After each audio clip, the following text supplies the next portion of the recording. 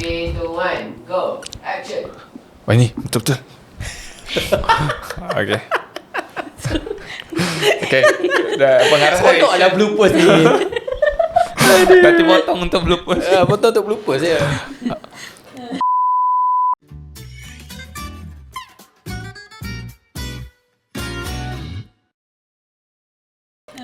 Okay, bismillahirrahmanirrahim. Assalamualaikum warahmatullahi wabarakatuh. Alhamdulillah kita dapat rekod podcast sesi seterusnya setelah lama kita menanti kehadiran tetamu ni. Tetamu yang jarang-jarang kita dapat interview, yang jarang-jarang kita dapat bersama. Beliau sangat busy ke belakangan ni ya. Sangat busy. Terlalu Tetamu banyak ni jemputan. pernah datang dah dekat kita punya podcast sebelum-sebelum ni pernah Betul, datang. betul. Tapi hari ni kita bawakan dia kembali. Kita bawakan semula tetamu jemputan kita. Okey, sebelum kita datangkan ke tetamu, kita nak bagi tahu bahawa tajuk kita hari ni adalah perjalanan jatuh cinta dengan Quran. Tapi di depannya ada satu nama. Satu nama seseorang, pengalaman dia jatuh cinta, perjalanan dia jatuh cinta dengan Al-Quran. Okey, kita jemput tetamu yang kita jemput jauh hari ni, iaitu saudara Hafizul Faiz. Alhamdulillah. Jauh. Ya. Ini adalah mungkin ada yang pelik kenapa Hafizul Faiz duduk di sana, saya duduk di sini. Sebab dia tetamu, jadi dia kena duduk dekat sana lah. Okey, hari ni tajuk dia adalah Hafizul Faiz dan perjalanan jatuh cinta dengan Al-Quran. So, bang boleh cerita sikit je progres abang sekarang tengah buat apa? Orang nak tahu. Biasa abang yang interview update. Okay, Assalamualaikum warahmatullahi wabarakatuh. Nama diberi. Waalaikumsalam. Suara kenal. Nama diberi Hafizul Faiz. Sekarang tengah sibuk lah membangunkan syarikat sendiri. Dan juga tengah mengasingkan diri daripada podcast tentang kita. Dan sekarang ni dalam fasa untuk menulis buku, fokus untuk menerbitkan Zain Tumbuh untuk Ramadan yang kita akan terbitkan dalam 30 juzuk, sinopsis dan juga reflection. Dan saya akan kupas dan juga study berkenaan dengan apakah sebenarnya gross message daripada Al-Quran pada setiap juzuk. So kita akan cuba terbitkan insya-Allah sebelum Ramadan. Dan itulah kesibukan saya sekarang selain pada kopi, sembang-sembang dan juga buat-buat benda yang tak ada berfaedah lah. Saya baru-baru ni saya ada tengok dekat Instagram. Saya mengikuti rapat perkembangan Hafizul Faiz. Dekat Instagram ada up satu video. Satu gambar bersama dengan ustaz atau dikenali sebagai Fioris. So apa sedikit perkongsian daripada projek tu? InsyaAllah sebenarnya tak kenal, tak ada background ataupun tak ada latar pengalaman saya dengan Fioris ni, tak ada apa pun. Cuma hari tu dia suka, Ustaz Haris ni dia sangat memaknai kata-kata. Dia sangat suka dengan bahasa dan dia sangat suka follow kalau orang-orang yang mampu menyampaikan sesuatu dengan cara yang dia suka, dia indah pada pandangan dia. Dan hari tu saya jemputlah dia, datanglah ke booth tentang kita dekat Pesta Buku Selangor. Dan dia datang dan pada waktu tu lah kami berbincang. Dia kata jomlah kita buat event. So menerima jemputan itu pada waktu gambar itu dimuat naik, sebenarnya kita sedang berbincang untuk ada kelas sepanjang Ramadan 4 siri bersama dengan Fioris, yang mana fokusnya adalah pada hadis-hadis dan juga sirah-sirah, yang mana Fioris memang pakar dalam bidang itu, untuk hal-hal yang berkaitan dengan self-contentment dan juga surrender. Bagaimana sebenarnya hadis-hadis ni penuh dengan mesej-mesej yang membuatkan kita lebih contented, lebih percaya diri, lebih faham diri sendiri dan lebih rasa cukup dengan apa yang ada. Dan saya pula akan fokus pada ayat Quran. Jadi gabungan di antara seleksi hadis dan juga ayat Quran akan dipecah menjadi 4 kelas insyaAllah pada bulan Ramadan. Fizikal ke? Fizikal, online dan juga rakaman. Kalau kata fizikal tu tuan-tuan, bermaksud tempatnya adalah Tarhat. Jadi mungkin boleh follow rapat untuk menyertai kelas dua influencer tegar, ustaz-ustaz selebriti. Untuk fizikal kita akan ada dekat klinik Ustaz Haris iaitu dekat Ampang, klinik Iris Estetik. So kalau dah kata klinik tu memanglah sikit tempatnya. Jadi bolehlah follow untuk mengikuti lanjut. Okey, Wahini. Saya ada apa-apa nak cakap dulu? Ke ini nak tanya soalan dulu? Ke nak bagi saya tanya soalan dulu? Ajak tadi dia mention pasal dia sedang menulis. Buku apa? Itulah nak tahu tengah tulis walaupun saya editor, tapi tuan-tuan dan puan-puan biasanya kalau dia buat buku memang dia buat dari A sampai Z, nak masuk kilang baru dia bagi saya. Jadi saya pun kena follow up kat sebenarnya dia tengah tulis apa. Saya memang ada sedikit cabaran untuk tidak micromanage, terutama sekali buat karya saya lah. So insyaAllah saya sedang menghasilkan trilogi tentang ataupun pelengkap kepada trilogi tentang. Kita dah ada tentang pergi, tentang dewasa, dan satu lagi tentang tu insyaAllah saya sedang usahakan akan terbit pada bulan Mei menuju ke Pesta Buku Antarabangsa Kuala Lumpur, menjadikan buku tentang ni ada trilogi 1, 2 dan 3, dan akan terbit dalam 2 versi lah. Satu yang tentang yang terakhir, yang mana tentang apa tu nanti saya akan maklumkan, biar dia jadi macam satu misteri rahsia, sikit. misteri.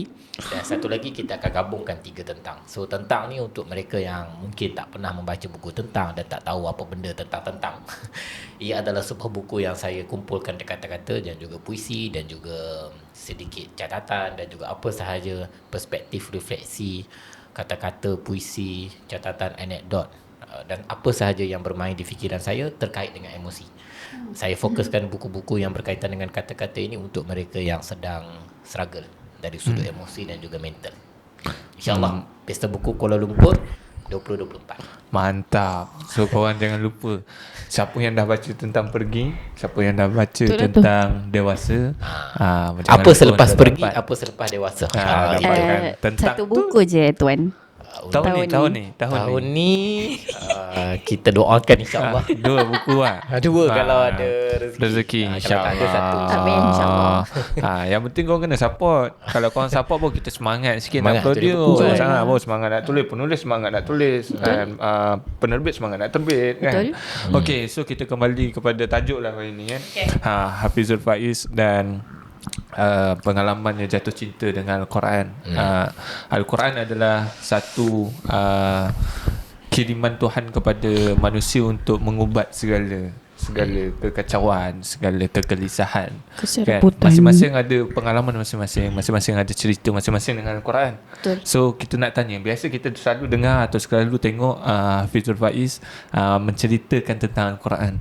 Buat kelas duhanya, kelas Al-Kahfi, kelas Al-Fatihah, banyak kelas-kelas yang Hafizul Faiz dah jalankan. Betul. Tapi kita tak tahu di sebalik kelas-kelas tersebut bagaimana permulaan sebuah cinta itu mekar Macam mana dalam dia boleh Al-Quran. sampai di Biasa. situ. So boleh ke abang share sikit pada usia berapa sebenarnya abang mengenali ataupun mempelajari Al-Quran itu? Mungkin dah macam kalau kita balik pada Hamka daripada kecil telah diasuh oleh ayahnya Haji Rasul, dan walaupun dia rebel, walaupun dia lari kan, so macam abang macam mana boleh jatuh cinta dengan Al-Quran? Panjang ceritanya Amir. Boleh. Ada masalah. Amir dengan awak ini boleh je interrupt kalau macam nak tahu in detail pada Okay. satu-satu Go, scene go. tu, just Ya. play Boleh, along boleh. lah dengan cerita saya ni kan. Tapi tak adalah cerita yang berat ke apa, just very a personal story lah. Pertama kali kena faham latar saya membesar. Saya membesar dekat Kampung Parit Mukim Engineering 08200 Sik Kedah. Kedah. Di mana semua orang yang pernah sampai ke Kedah dan pernah sampai ke Sik tahu bahawa Sik adalah satu daerah yang paling besar dekat Kedah, tetapi yang paling orang kata apa, mendalam dan juga sedikit luar daripada bandar. Kampung lah senang cerita. Kampung sangat-sangat. Dan saya pula lahir dekat satu mukim daripada banyak-banyak mukim dalam Sik itu yang memang diapit dengan bukit bukau dan juga hijau dan juga saujana yang sangat-sangat tebal. Banyaklah padinya bang. Banyak padi, banyak pokok getah, banyak sawit, dan juga kami Bestnya punya kampung nak tu pi. nak pergi. InsyaAllah datang. Siap. Dan kampung saya tu nak kata dalam tak dalam Amir dengan Yuni, kalau kita naik kereta tu, kalau salah jalan sampai siap. Betul dekat dengan jam. Betul sepadan. Sangat-sangat sepadan saya. Dan arwah ayah saya adalah seorang yang tak pernah belajar apa-apa, buta huruf, buta agama. Dia baru solat umur 40 tahun. Dan dia adalah orang yang hidup dengan sendirinya, anak tunggal, tak ada mak, tak ada ayah. Ayah dan mak meninggal pada waktu dia kecil. Walaupun dia tak belajar apa-apa, tapi dia ada 2 bahasa yang dia sangat pakar. Satu bahasa Melayu, satu bahasa Siam. Siapa? Jadi pada baya dia ataupun pada generasi dia, bercakap Siam tu adalah perkara biasa. Saya membesar dalam keadaan mendengar ayah saya bercakap Siam dengan kawan-kawan dia. Kadang-kadang saya boleh tangkap sikit-sikit, tapi ayah saya tak pernah pun nak ajar saya cakap Siam. Faham. Cuma kadang-kadang lah saya tanya ayah tu maksud apa? Oh, maksudnya ini dan ini dan ini. Jadi nak katanya dekatnya dengan Siam tu sampai akan terasimilasi lah bahasa-bahasa tersebut. Dan membesar dekat satu kawasan yang sangat pedalaman. Kami mendapat internet pada umur saya umur 21. Artinya 11 tahun sahaja. Akses, bukan akses internet, akses telefon. Ya. Internet hanyalah telefon masuk. telefon masuk. Internet hanyalah pada waktu line telefon masuk. Internet hanyalah pada tahun lepas. Oh, faham. Kali pertama internet akhirnya sampai ke kampung saya. Jadi walaupun kota dan juga bandaraya sudah berpesat membangun, ia tidak sampai kepada limpahan pedalaman-pedalaman itu. Dia tak melimpah. Dia jadi sangat berbeza. Jadi saya membesar dalam keadaan, walaupun umur saya, kalau umur 32 ke saya 32, awak 33 ke saya 32. So, saya kena check orang, kalau tidak kadang-kadang salah kan. So kalau umur 32 dekat bandar, mungkin dia dah faham semua benda dah. Betul. Sebab dia membesar dalam keadaan pesat sangat-sangat pembangunan dan juga kemajuan teknologi. Tapi saya umur 32, saya tidak begitu. Saya membesar dalam keadaan masih lagi tidak ada teknologi dan juga kemajuan. Pertamanya, tidak ada langsung line internet. Yang keduanya, saya tidak ada apa-apa akses untuk dunia luar, melainkan hanya sekadar menghabiskan masa kecil saya untuk bermain dekat kampung. Jadi saya hidup dalam suasana yang sebegitu. Dan keakraban saya dengan alam menjadikan saya adalah orang yang sangat memaknai apa sahaja yang dikatakan sebagai alam. So alam ni dalam Quran is another revelation lah. Wahyu yang sebenarnya Tuhan bagi kepada. Mai masuk Fakri. Masuk, silakan bersila. Tapi bukanlah kuliah agama. Ni kuliah Quran. Nak masuk. Okey. Apa nama? So keakraban saya dengan alam menjadikan saya adalah orang yang tak boleh meninggalkan ataupun tak boleh membenci alam tu sendiri. Kenapa saya kata macam ni? Sebab kemampuan untuk saya merenungi alam adalah kemampuan yang sama saya gunakan untuk akhirnya saya merenungi Al-Quran. Itu adalah kemampuan yang sama. Alam ni dia tak memberikan kita apa-apa kan, Mayuni kan. Dia hanyalah sekadar satu, kalau kita sekali pandang, dia hanyalah sekadar satu makhluk yang statik.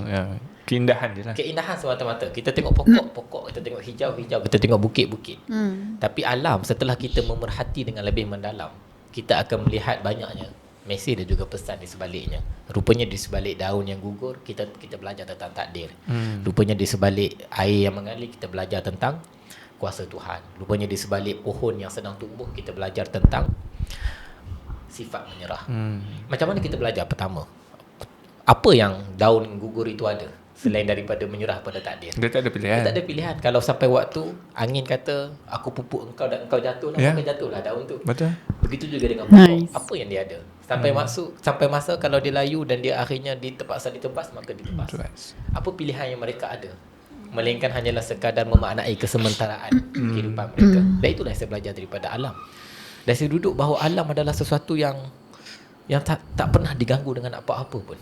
Manusia mengganggu mereka, tapi mereka adalah sejenis makhluk yang paling taat dengan Allah Ta'ala. Dan kalau bercakap tentang bila Allah sebut dalam surah Duha, wal laili idza saja, perkataan saja di situ maksudnya kesenyapan yang membeku. Dia bukanlah hanya sekadar senyap, tapi kesenyapan yang membeku sampaikan kita boleh mendengar suara udara dan juga suara kesenyapan tersebut. Sebab itu Allah mengiktiraf Nabi bila Nabi sangat bersedih. Wadduha, ketika kamu sedang sibuk di waktu duha kamu, dan walaili idza saja, aku bersumpah dengan waktu di mana engkau sedang mendengar kesenyapanmu sendiri. Betapa seorangnya Nabi sampai Nabi boleh mendengar kesunyian itu. Dan atas dasar itu aku bersumpah dengan itu, aku mengiktiraf proses itu. Sampai macam tu sekali Allah kata. Dan patutnya kalau kita ikut bahasa Arab kan, saya selit sikit kan. Wadduha tu mestilah wadduha iza apa, walaili iza apa. Sepatutnya dia kena macam tu. Dalam bahasa Arab dia kena sama. Tapi wadduha seketul, tak perlu ada apa-apa bentuk sambungan. Masuk malam je Allah sebut tentang saja. Sebab Allah tak nak hanya fokus pada waktu malam. Allah nak fokus pada kesenyapan malam, kesunyian itu. Dan ini yang sukar untuk orang faham maksud saja. Melainkan dia pernah berada pada kebekuan pagi dan juga senyap dan sunyi. Ya, betul. Saya bangun pukul 4 pagi, saya follow mak dengan ayah saya, penurai getah. So mak dengan ayah saya ni dia memang penurai getah tegar. Pukul 4 pagi memang dia orang kena keluar. Memang culture dia memang macam culture tu dia. kan. Sebab apa? Sebab nak settlekan semua ekar itu sebelum matahari naik. Panas nanti. Jadi kalau matahari dah naik dah Panas. panas kan. Ha. So satu lagi ayah saya buka kedai runcit. Oh. Jadi pukul 7 tu dia dah kena settle semua, dia nak kena hantar saya pergi sekolah, nak kena pergi ke pekan kecil untuk ambil semua supply untuk ikan Mantap. ke sayur ke apa semua. Faham. Kena settle sebelum pukul 8. Pukul 8 semua orang yang menurai getah. Kampung saya memang penurai getah lah semua. Semua orang menurai getah dah balik daripada menurai getah dan nak kena beli Barang kedai Jadi, runcit. timing tu sangat-sangat tight lah, padat. Tapi saya ikut lah sebab saya adalah orang yang kalau mak saya bangun lah. Saya tidur dengan mak saya sampai umur saya berapa lah, sampai 6 tahun, 7 tahun, 8 tahun. Saya sangat rapat dengan mak saya. Waktu tu kak-kak semua dah masuk universiti dan dah belajar asrama kan. So saya ikut lah, saya ikut. Saya sangat bosan lah. Saya tak pandai nak menurai getah. Ya, budak kecil. Kecil je. Tapi senyap sangat. Dan saya ikut mak saya. Apa yang saya buat? Saya cuma ikut dan saya cuma berjalan di atas kabus-kabus yang sangat tebal itu. Embun. Dan saya follow. Lepas tu bila masuk azan dengar. Sebab dia bila kat bukit Senyap. kita dengar Wah, suara betul. azan. Kemudian ayah buat pondok. Kat situlah kami semayang dengan ayah dengan mak semua. Tu sambung balik Dekat dalam ladang getah dekat ladang, dekat dalam pohon. Memang getah. 2 orang 3 orang tu je. parents ni memang bukan style bercakap Dia Waktu kat masuk kat pokok getah dia biasanya pecah. Sebab nak settle kan. Tak tahu, tak tahu. bahagian atas mak saya, bahagian bawah Dia bukan ayah saya. sebelah. Oh, Kalau sebelah saya lambat. terbayang macam tu. Tak. Dia bilang, oh, Dia tak jadi kerja hari ni kalau 4 batang dia dapat kan. 4 batang dia dapat. saya tak tahu. Saya tak tak jadi tahu. kerja. Oh, saya memang lah kepada kita kan. Memang tak siap lah kerja tu. Betul. Sebab dia nak kena kejar timing tu. So mak dengan ayah tu faham. memang target. Pukul 4 kena keluar. Okay, dia kenapa saya cerita kenapa prosesnya begitu. Jadi bila ayah saya dekat luar, dia buat satu baris, dia orang akan berjumpa dekat tengah-tengah tu ada pondok. Betul. Jadi Senang perjumpaan lah. di tengah itu tandanya kena Dah aku dah habis. Dia semayang. Barulah sembang. Okey. Barulah sembang. Mak saya dah ready bekal, kadang-kadang dia Oh, bawa sarapan. sedapnya. sedap. Tak ada apa pun. Nasi Bukan goreng biasa. maksudnya Tak, sebab suasana tu. suasana tu sebab kami pun ada kebun kan. Dan- Kalau benda-benda begitu paling Ya, Nikmat. bermakna. Nikmat. Jadi antara perkara yang saya buat bila dah pukul 4, pukul 5 pagi, semua tak masuk lagi. Saya duduk je lah dekat pondok tu. Saya hanya sekadar menikmati embun dan juga tebalnya kabus itu. Bunyi cekerik kan. Burung bersiuran apa semua. Saya hanya menikmati itu. Masa-masa dulu rasa bosan lah. Rasa bosan Bila dah lah. Tapi besar. bila kita rindu. Tak ada pun, tak ya. ada pun. Ya. Kita sangat rindu kan. Betul. Saya boleh duduk situ statik, tidak berbuat apa-apa. Meng Wahyu ni, saya boleh duduk kat situ sejam 2 jam saya duduk. Tidak berbuat apa-apa, Doing nothing. doing nothing, just by simply contemplating, pondering, thinking, just Faham. being very boring and I don't know. I mean a deeper level of boredom. Maksudnya Faham. kebosanan yang sangat Ha, ha, rendah, ha, yang ha. sangat dalam sampai saya rasa saya boleh menikmati 2 jam tanpa berbuat apa-apa. 2 jam tu. Tengah-tengah Saya- gelap. Tidak tidur. Merenungi alam. Hanya sekadar, dan saya melihat dengan mata kepala saya Yuni Amir, bagaimana kabus tu perlahan-lahan sirna daripada pandangan. Oh, Dan bagaimana cantik. bagaimana suluhan cahaya matahari tu mula naik sikit dan dia terpecah di antara daunan dan juga rantingan pokok. Faham. Dia menjadikan dia sangat cantik, sangat cantik, dan bila dia satu suluhan, kita boleh nampak dia punya debu tu di tengah-tengah cahaya matahari Ya, tu. betul. Sampailah bila pukul 7 macam tu, matahari tu sebenarnya dah naik dah. Kita tak nampak dekat sini kan. Tapi dekat kebun dah nampak ada matahari tu sangat naik. Dia perang. Warna yang sangat perang. Faham. Mak saya kata, okey dah habis dah ni, jom balik. Balik. Ayah saya akan pergi kandang lembu dia kat sebelah. Dia akan lepaskan lembu dia untuk pergi Makan. cari makan, cari rumput, dan kita orang balik dah. So that simple moment saya dengan mak ayah saya yang berulang selama 3-4 tahun adalah momen di mana saya belajar tentang merenungi keadaan yang kosong, merenungi ketiada apa-apaan. Itu maksud saya. Merenungi ketiada apa-apaan itu. Dan itu rupa-rupanya menjadikan saya seorang yang sangat memaknai momen-momen yang begitu. Saya boleh duduk tanpa berbuat apa-apa. Dan itulah yang saya manfaatkan semasa saya masuk universiti. So saya pun dipendekkan cerita, Interrupt tau. Kalau tidak panjang cerita ni jadinya kan. Immerse. Okay. Terlalu Dipendekkan menghayati cerita apa ceritamu. semua. Saya pun habis PSR. Saya masuk ke sekolah agama Mahat Mahmud Syed Kedah. Waktu tu Madrasah Infitah Khairiyah. Kemudian ditukar di bawah Maktab Mahmud. Sebenarnya nama Maktab Mahmud ni nampak grand, tapi sebenarnya Maktab Mahmud Cawangan tu kebanyakan daripada sekolah agama kampung yang orang yang hantar kat situ semua orang yang tak ada harapan. Tak dapat masuk Tak ada apa dah. Kata kau ni tak payah pergi sekolah menengah lah, kau pergi masuk situ lah. Aku tak ada harapan dah kat kau ni kan. Sebab apa? Sebab bayar je masuk. Mahal sikit lah. Sebulan dalam RM30 waktu tu pada orang kampung. Orang kampung mahal lah. Ujung Sangat mahal kan. So saya masuklah kat situ. Dan kebetulan saya masuk kat sekolah yang macam saya kata semua orang tak pandai. Saya bolehlah jadi pandai sekejap. Masuk universiti. Masa masuk UAE baru sedar. Tak pandai. Kita lawan dengan orang biasa kan. Kita lawan dengan orang biasa. Kita boleh jadi pandai kalau orang tu biasa. Tapi kalau kita masuk universiti, alamak memang sedar. Okey, menarik. Tu antara dekat situlah berjumpa. Dekat situ saya nak cerita jatuh minat. kemahiran tu, kemahiran untuk saya akhirnya merenungi Merenung. tu. Faham. Dan bila saya masuk UAE, saya tahu dah main ni. Saya ni tak payahlah bagi saya subjek lain. Saya hanya pandai bahasa Arab je. Saya tahu bahawa Allah takdirkan saya engkau tak payahlah minta lebih-lebih. Kau fokus bahasa Arab je.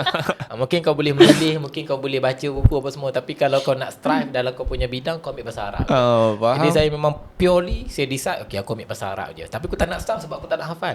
Benda yang paling saya tak suka adalah hafalan. Kontradik tu. Untuk Arab kena banyak menghafal.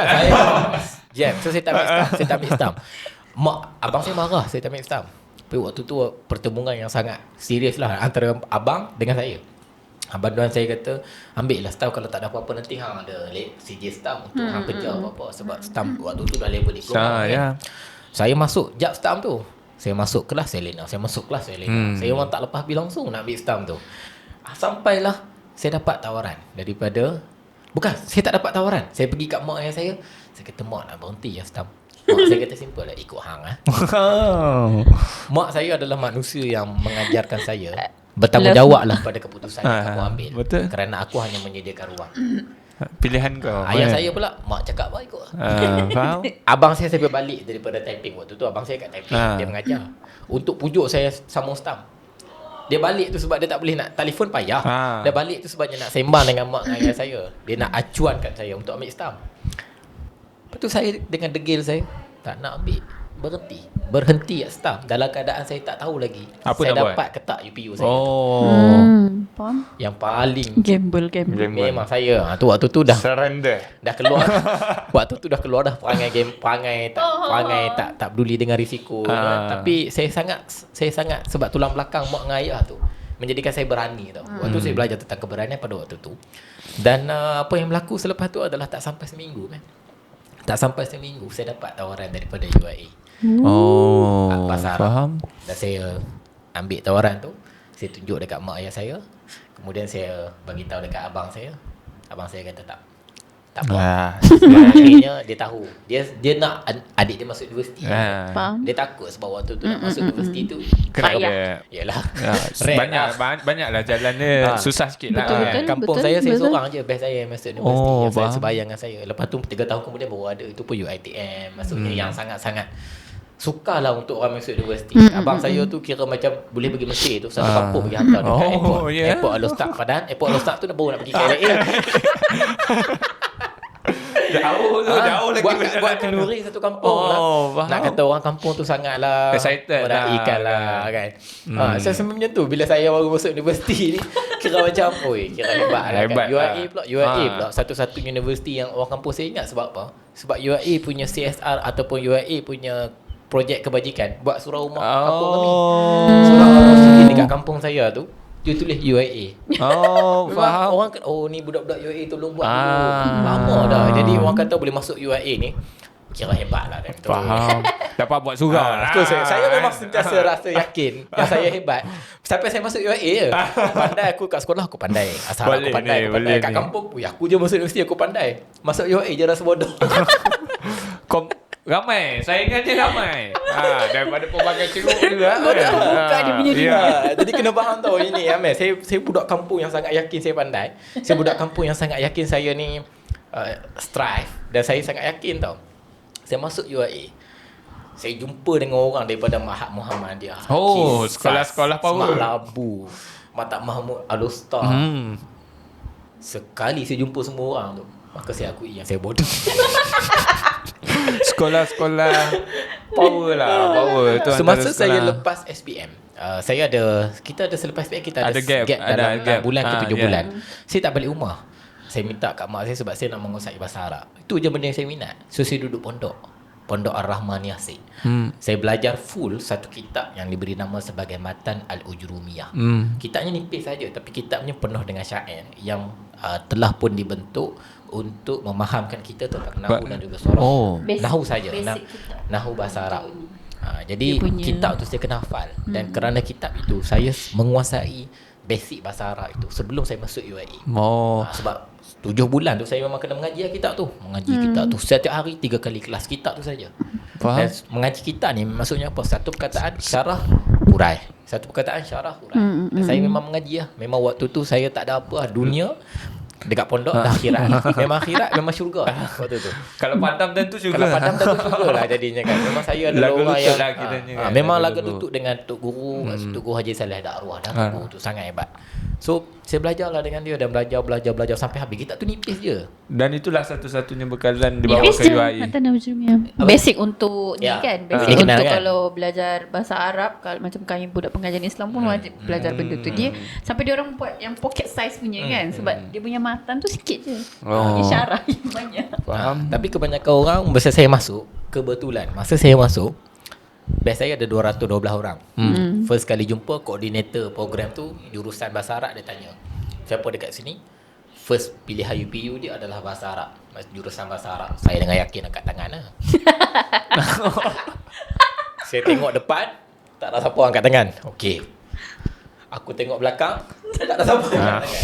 So imagine lah, 212 orang dalam satu dewan. Saya adalah orang pertama yang angkat tangan tanpa rasa malu. Faham? Sebab saya ingatkan benda tu basic. Biasalah takkan korang semua, kan dia ada 9 pilihan untuk tukar UPU kan. Saya ingatkan takkanlah tak ada siapa yang sama macam ada saya. seorang lagi ke kan yang ambil Tolong bahasa Arab. Rupa-rupanya saya hanyalah seorang yang memang dalam hidup saya ada satu je keputusan hidup saya, itu bahasa Arab. Yang lain semua tak bahasa Arab, paling tidak pun 3 dan 4. Sebab mereka hanya letak dengan anggapan bahawa backup plan. Maksudnya kalau tak dapat kos ni, aku at least aku lepas bahasa Arab. Maksudnya masa abang daftar mula-mula tu, bahasa Arab adalah satu-satunya subjek yang ataupun kos yang abang target lah. Ya. Memang saya letak satu bahasa Arab, yang lain tu saya letak lah. Nah, apa Benda yang berkaitan boleh saya letak. Memang Bahasa saya Arab je target lah yang bahasa Arab. mengangkut yang betul-betul. Saya clear. My head was very clear at that time. Saya nak bahasa Arab. Sebab apa? Sebab saya tahu itu je saya boleh pandai. Tak boleh nak suruh saya jadi engineer lampu. Masa medik memang tidak lah kan. Jadi saya tahu saya pandai kat situ je. Saya tahu dah waktu tu saya memang tak ada benda lain. Sebab dengan bekalan Mata Al-Ujrumiyah tadi tu. So bila saya tahu, saya masih ingat ke waktu tu 200 lebih. Dan biasalah, bila masuk je main campus tu baru dekat pusat asasi tau. 2 tahun. Kami masuk ke main campus, semua orang dah boleh drop kalau dia nak Tak drop. nak. Tinggal 100 lebih je lah sekali. Memang Bahasa Arab bukanlah satu jurusan yang Pilihan. Sebab apa? Sebab semua orang akan berfikirlah nak kerja apa dan sebagainya. Tapi waktu tu saya dah masuk kelas tu, saya dah boleh. Yang paling saya tahu, yang paling saya ingat, saya memang boleh skor lah kalau buat nahwu, buat sorok ni. Jangan tembak. Orang kata 6 bulan dah lagu lutut dengan Tok Syekh. Tak boleh skor. So kurang-kurangnya waktu tu dah rasa bodoh kejap. Lepas tu tiba-tiba dalam kelas nahwu tu saya rasa pandai. Tapi waktu tu saya belajar bahasa Arab betul-betul sebab pensyarah waktu tu orang Sudan. Orang Arab lah. Orang Arab. Jam saya. Apa benda tu kan, dia orang punya disiplin lain. Dia punya disiplin lain. Tapi the moment dia bagi kertas, saya boleh skor. So saya tahu bahawa kepakaran saya, kemahiran saya hanyalah pada tata bahasa Arab tu. Saya tak boleh hafal. Jangan tanya saya lah benda-benda yang berkaitan dengan luruh ke dengan istilah yang saya memang jam. Jangan tanya saya memang tak boleh hafal. Kalau saya boleh hurai dalam bahasa saya boleh hurai. Tapi kalau nak suruh saya sebut sebiji-sebiji, matan dia tu ada lah. Sebab tu saya sangat appreciate 3 Idiot punya filem. Sebab saya sangat appreciate bila orang tu tanya, dia bagi definition textbook. Lepas tu si Amir Khan tu rancu apa nama penuh dia tu kan. Dia bagi dalam bentuk yang betul. Itulah saya. Tapi dah sistem dah macam tu. Saya terpaksalah hafal sikit apa semua kan. Yang paling saya ingat tu ada satu masa tu ustaz tu saja test. Test ni biasa test tu maksudnya dia bagi satu ayat Quran, dia suruh Terjemah. I'rab. I'rab maksud Terjemah. Terjemah. I'rab ni maksudnya apa I'rab ni maksudnya kau kena Saya trauma pecah. dengan I'rab. kau kena betul-betul pecahkan. Ini maksudnya ini siapa? Ini kata kerja ke, kata nama ke, satu persatu. Oh. Kau kena tahu kalau Bahasa dalam Arab bahasa ada kita gitu, subjek, Mei. predikat. Kata kerja. Kata kerja ni katanya, apa? Ini apa? Siapa pencakap dia, siapa Tapi cakap dia. bapak payah gila. Baris Tak, Dia, masalah- tapi dalam bahasa Arab ni dia bukan macam bahasa lain Yes, tahu yes. yang satu perkataan dia satu Huruf tu tu. pun Ya, kena ya. sorok. Kenapa Dia baris macam- dia begitu? Dia bagi satu ayat. Saya ingat masa tu My nightmare. Alhamdulillahi Rabbil Alamin. Sorry? Alhamdulillah Rabbil Alamin. Dia kata, Panjangnya. dia kata apa ya tulab. Fa'ri. Silakan kamu i'rab. Tak nak siapa angkat tangan. Orang Arab pun tak boleh. Even orang Arab sendiri pun tak Tak apa-apa, mahir tak lah, tak mahir mahir. benda-benda macam tu. Saya dengan yakin angkat tangan. Cuba. Kelas ramai 50-40 orang. Angkat tangan, saya try satu persatu. Salah lah juga, tapi saya adalah yang paling betul antara semua. Faham. Menyebabkan sampai sekarang kalau saya pergi jumpa dengan pensyarah saya, dia kenal. Dia saya. kenal. Kerana dia test semua orang untuk i'rab Al-Quran. Tak semua orang lepas sampai 60%.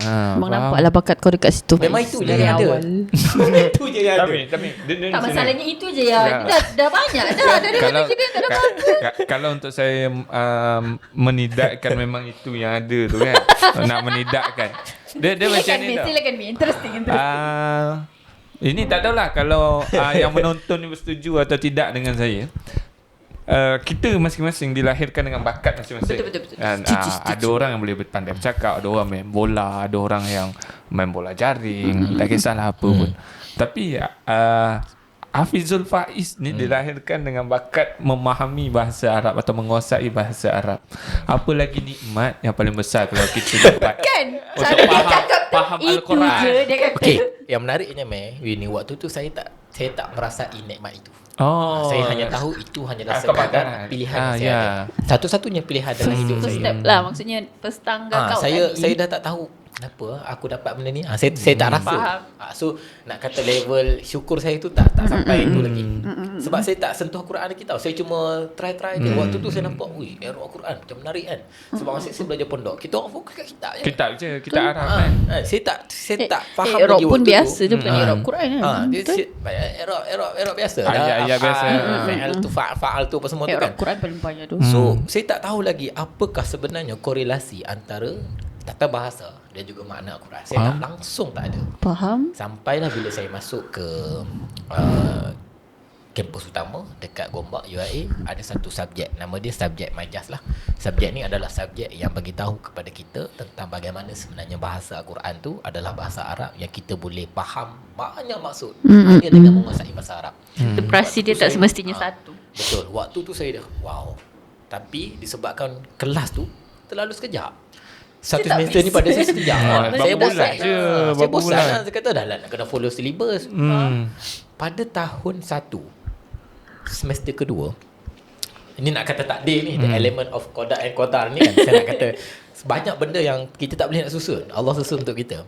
Saya lalu dekat saya punya kelas, dekat saya bawa Amir dengan Yuni tu kan, dekat tu kan, sebelum nak sampai ke masjid tu, dekat nak sampai ke masjid dekat UIA tu ada satu poster tu dia tulis mencari research assistant.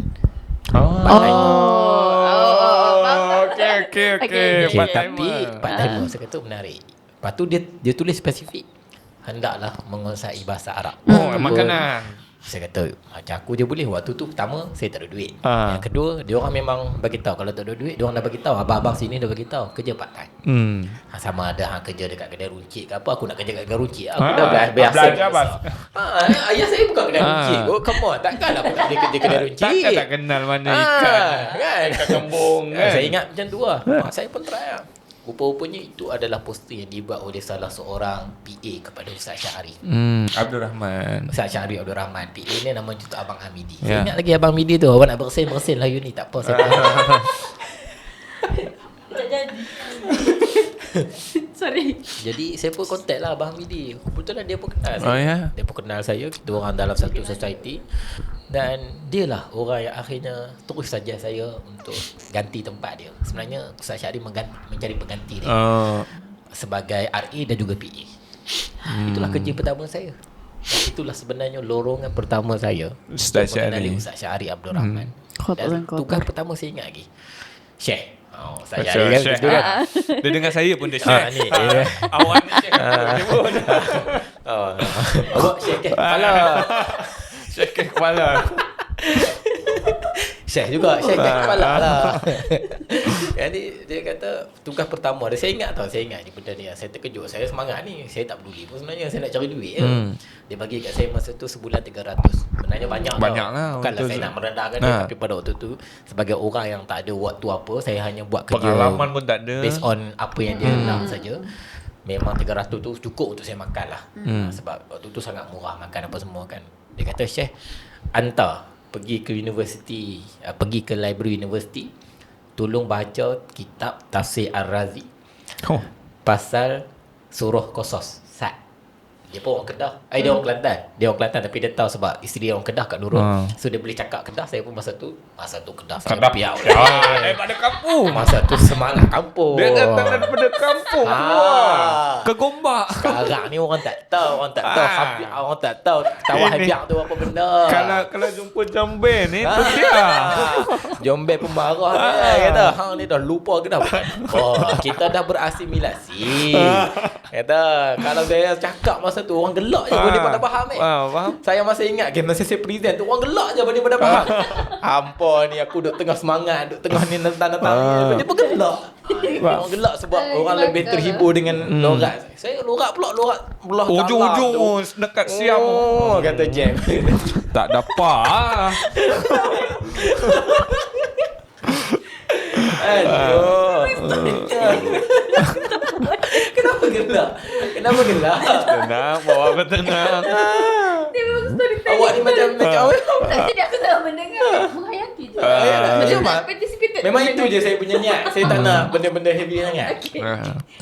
Awak ni kalau duduk dalam kelas saya, awak lah orang yang gelak tu. Ni contoh. Saya duduk semangat dah buat flight apa semua, guna PowerPoint yang bayar crack tu. Hampa siap. Hampa sila tengok tajuk di belakang macam tu kan. Ada permintaan cuba. Aku tak terbayang. Aku nak. Saya bagi contoh lah Cuba, pasal cuba, Melayu. cuba. Assalamualaikum. Ni nak habak mai. Nak hawak mai tu pun dah mahal. Tentu pun. Aku tak rasa macam tu. Aku rasa dia lagi. Dia lagi dalam lah. Masa tu budak. Awak nak saya jadi budak balik ke apa? Tapi memang Nak membayangkan. Tapi memang betul pun. Masa aku keluar daripada kampung aku pun masih Negeri Sembilan. Masih Negeri Sembilan, Tapi kan? percayalah benda ni lah buat orang ramai kawan. Kita ramai kawan. Tapi dengan Sahabat tak pun. Tak tahulah kau. Tapi kita orang bawa ideologi ni. Kau kalau kau cakap Bugis, aku Tak, kalau aku cakap Sabah orang tak faham. Macam aku kita faham. orang Aku faham. Tak, aku sudah dah bercakap Melayu. Kalau aku bercakap Sabah kau tak faham. Kau cuma perlahankan je. Dia kalau kita tak faham lebih pada hiburan. Sama macam tu pun orang tak buat tak Okay, faham. jadi request saya cuba reenact balik situation tu. Contohlah saya abang kata, okay ni aku nak present benda-benda macam ni, saya nak abang main sikit lah kata. Benda-benda gini, lepas tu orang gelak kita faham kedak hampa ni kan. Tak faham. Habis pada gelak je. Dia orang mengenali lah saya sebagai orang yang masa tu saya suka pakai kopiah yang hitam. Masih ada kopiah tu. Saya suka pakai kopiah ala-ala Rehat tu. Kacau. Sebab saya baca buku Saju Sakinah. Hero utama dia Naufal tu dia handsome tapi pakai kopiah ala-ala Rehat. Masa tu imajinasi nak jadi ustaz ni ustaz handsome padahal muka canggul. Nanti kalau ada rezeki lah bagi siapa yang minat betul-betul mengkagumi Hafizul Faiz tapi dia nak cari side part untuk tidak terlalu mengkagumi, boleh scroll Facebook Hafizul Faiz punya gambar bawah-bawah. Tak ada, semua saya buat only me. Only me. Tak ada, semua ada only me je. Alah.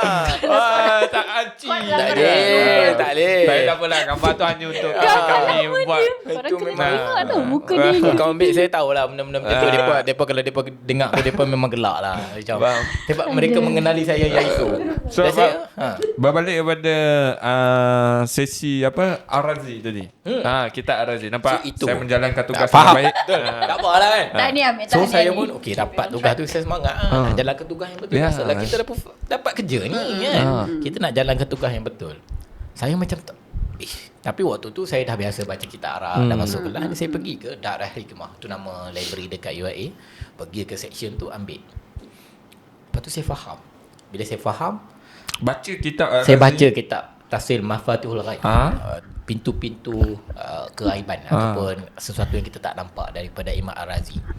Imam Ar-Razi ni seorang teologis, seorang filsuf dan seorang doktor. Doktor medik. Nama dia dalam bidang tafsir pun besar. Nama dia apa Fakhruddin Ar-Razi lah, dan dia adalah orang yang memang full time doktor dekat hospital Nizamiyah dekat Baghdad Abbasiyah waktu tu, dan dia adalah orang yang sangat pakar bahagian falsafah, terutama kali falsafah Yunani. Matik pun dia mahir kan. So dia memang Ilmu ketika matik. dia menulis tafsir, dia sebenarnya tulis pada saya lah, tulisan tafsir itu hanyalah sekadar satu tafsir untuk dia campakkan semua pengetahuan dia supaya dia mampu untuk berkongsi dengan orang.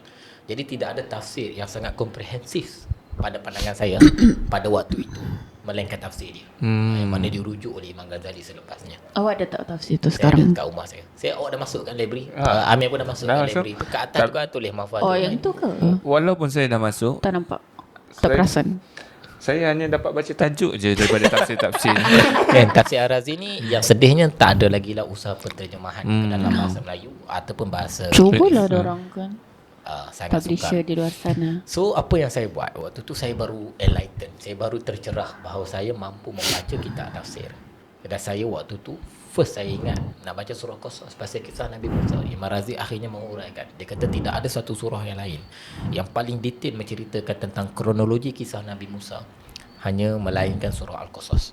Jadi bila saya baca, ini satu maklumat yang sangat baru. Aku tak dapat benda ni dekat mana-mana tempat pun. Aku hanya dapat benda ni dengan menyelak kitab tafsir ini.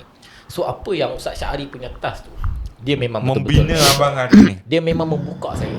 So apa yang saya kena buat? Bila dia kena sampaikan tentang surah Ar-Rahman, waktu tu pula Ustaz Syahri dalam fasa memindahkan diri daripada sekadar training tentang Al-Fatih, dia nak fokus banyak tentang Al-Quran. Jadi saya banyak bantu beliau. Saya banyak, dia kata okey. Dia kata dia nak buat macam mana ni? Kita ada surah Ar-Rahman ni. Faiz tadi pasal surah Ar-Rahman. So saya biasa Amir dekat library UiA tu, dia ada meja yang sangat besar tau. Saya akan duduk seorang meja saya tu. Saya Penuh akan letak kitab tafsir. kitab 6. Gila. Saya ingat ni, saya letak satu kertas kosong dan saya akan study surah Ar-Rahman. Okey, kitab ni kata apa, kitab ni kata apa, kitab ni kata apa, kitab ni kata apa. Bestnya. Itu momen saya. Waktu tu Jealous. syukur. Umur berapa tu masa tu? Umur waktu tu umur 21. Satu baru. 21 aku buat apa? Aku buat apa? Tapi bukanlah saya nak rasa saya hebat pun time tu tak. sebab saya buat kerja. Betul. Masa tu tak. Kau Masa tu masih dah mulai enjoy benda tu. Cuma saya dah start enjoy. Enjoy apa? Enjoy study. Ah. Enjoy sesuatu yang saya hanya tak study dekat dalam kelas. Sesuatu yang bukan hanya subjek. Sesuatu yang saya rasa macam, menariknya. Dan study Okay. kali ni dapat duit. Study kali ni dapat study duit. ni dapat duit. Tapi saya tak faham lagi macam mana nak kompreskan benda tu dalam bentuk pencapaian Content, ataupun dalam bentuk modul. Sebab betul. Ustaz Syahri bila dia nak sampaikan 2 jam, dia nak benda tu dalam bentuk 2 jam. Hmm. So saya masih lagi tak. Kemudian Ustaz Syahri yang ajar saya. Dia lah yang ajar saya. Ambil yang ni, ambil yang ni. Kemudian saya berkenalan dengan dia pula rapat dengan Amir Idris, dia pula rapat dengan Fazli Yusof. Dia semua pakar-pakar dalam bidang percakapan. Betul. Nampak tak takdir tu macam mana kan? Betul. Dia semua pakar-pakar dalam bidang percakapan. Dan saya spend masa dengan mereka. Faham. Bila pergi program, saya pergi sebab program dapat elang. Jual program dapat elang, tapi kena bantu Kerja lah. kena Dapat drive kereta. duit. Drive kereta Ustaz Syahri. Memang saya macam tu. Saya dapat Faham. elang tu, tiket tu saya pergi meninjau. Tu nanti saya cerita kemudian lah. Pergi elang apa semua tu. Saya susun dan saya belajar. So dia orang punya slide macam mana, dia orang punya buat ni macam mana. Saya belajar macam mana mereka memudahkan penyampaian. Ni semua pakar-pakar dalam bidang pengucapan awam. Amir Betul. Idris, Fazli Yusof, sampai sekarang Syahri lah. Betul-betul. Ini semua pakar-pakar dalam bidang pengucapan awam. Dan saya tak masuk kelas secara formal, tapi kebetulan saya menjadi di antara lingkaran itu. Dan itulah nak kata kodok dan kodanya saya. Ketika mana Ustaz Syahri dengan tugas saya, dengan segala benda yang masuk dalam kepala saya proses. Tiba-tiba Allah hadirkan dalam masa yang sama orang-orang yang mengajarkan saya secara tidak langsung macam mana nak bercakap dengan orang dan macam mana nak memudahkan penyampaian kita. Faham? Itu pada waktu tu, tahun 1 semester 2 saya ingat lagi. Masuk tahun 2 saya lagi aktif. Apa yang saya buat, saya ambil apa yang saya belajar ni, saya buat discussion saya sendiri. Saya adalah orang yang anti berpersatuan. Oh, tak join lah. Sebab saya tak suka proposal. Oh. Saya malas nak buat paperwork, lepas tu dapat bajet sekiput. Kita sama. Lepas tu apa yang saya buat? Saya buat je lah program saya sendiri. Program saya sendiri. Waktu tu UAE memang meraihkan diskusi awam. Saya panggil lah kawan-kawan saya, jom kita buat pembincangan. Saya buat poster bodoh-bodoh saya. Waktu tu saya dah buat dah kerja-kerja poster. Kerja-kerja poster tak berhenti tu. Kita waktu ni baru start.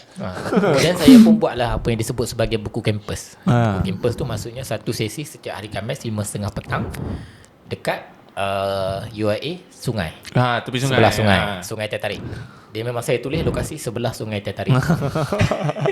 Sebab sungai tu warna dia macam Teh Tarik. Dan waktu tu fokus buku sastra tak apa, iaitu saya tak tepi.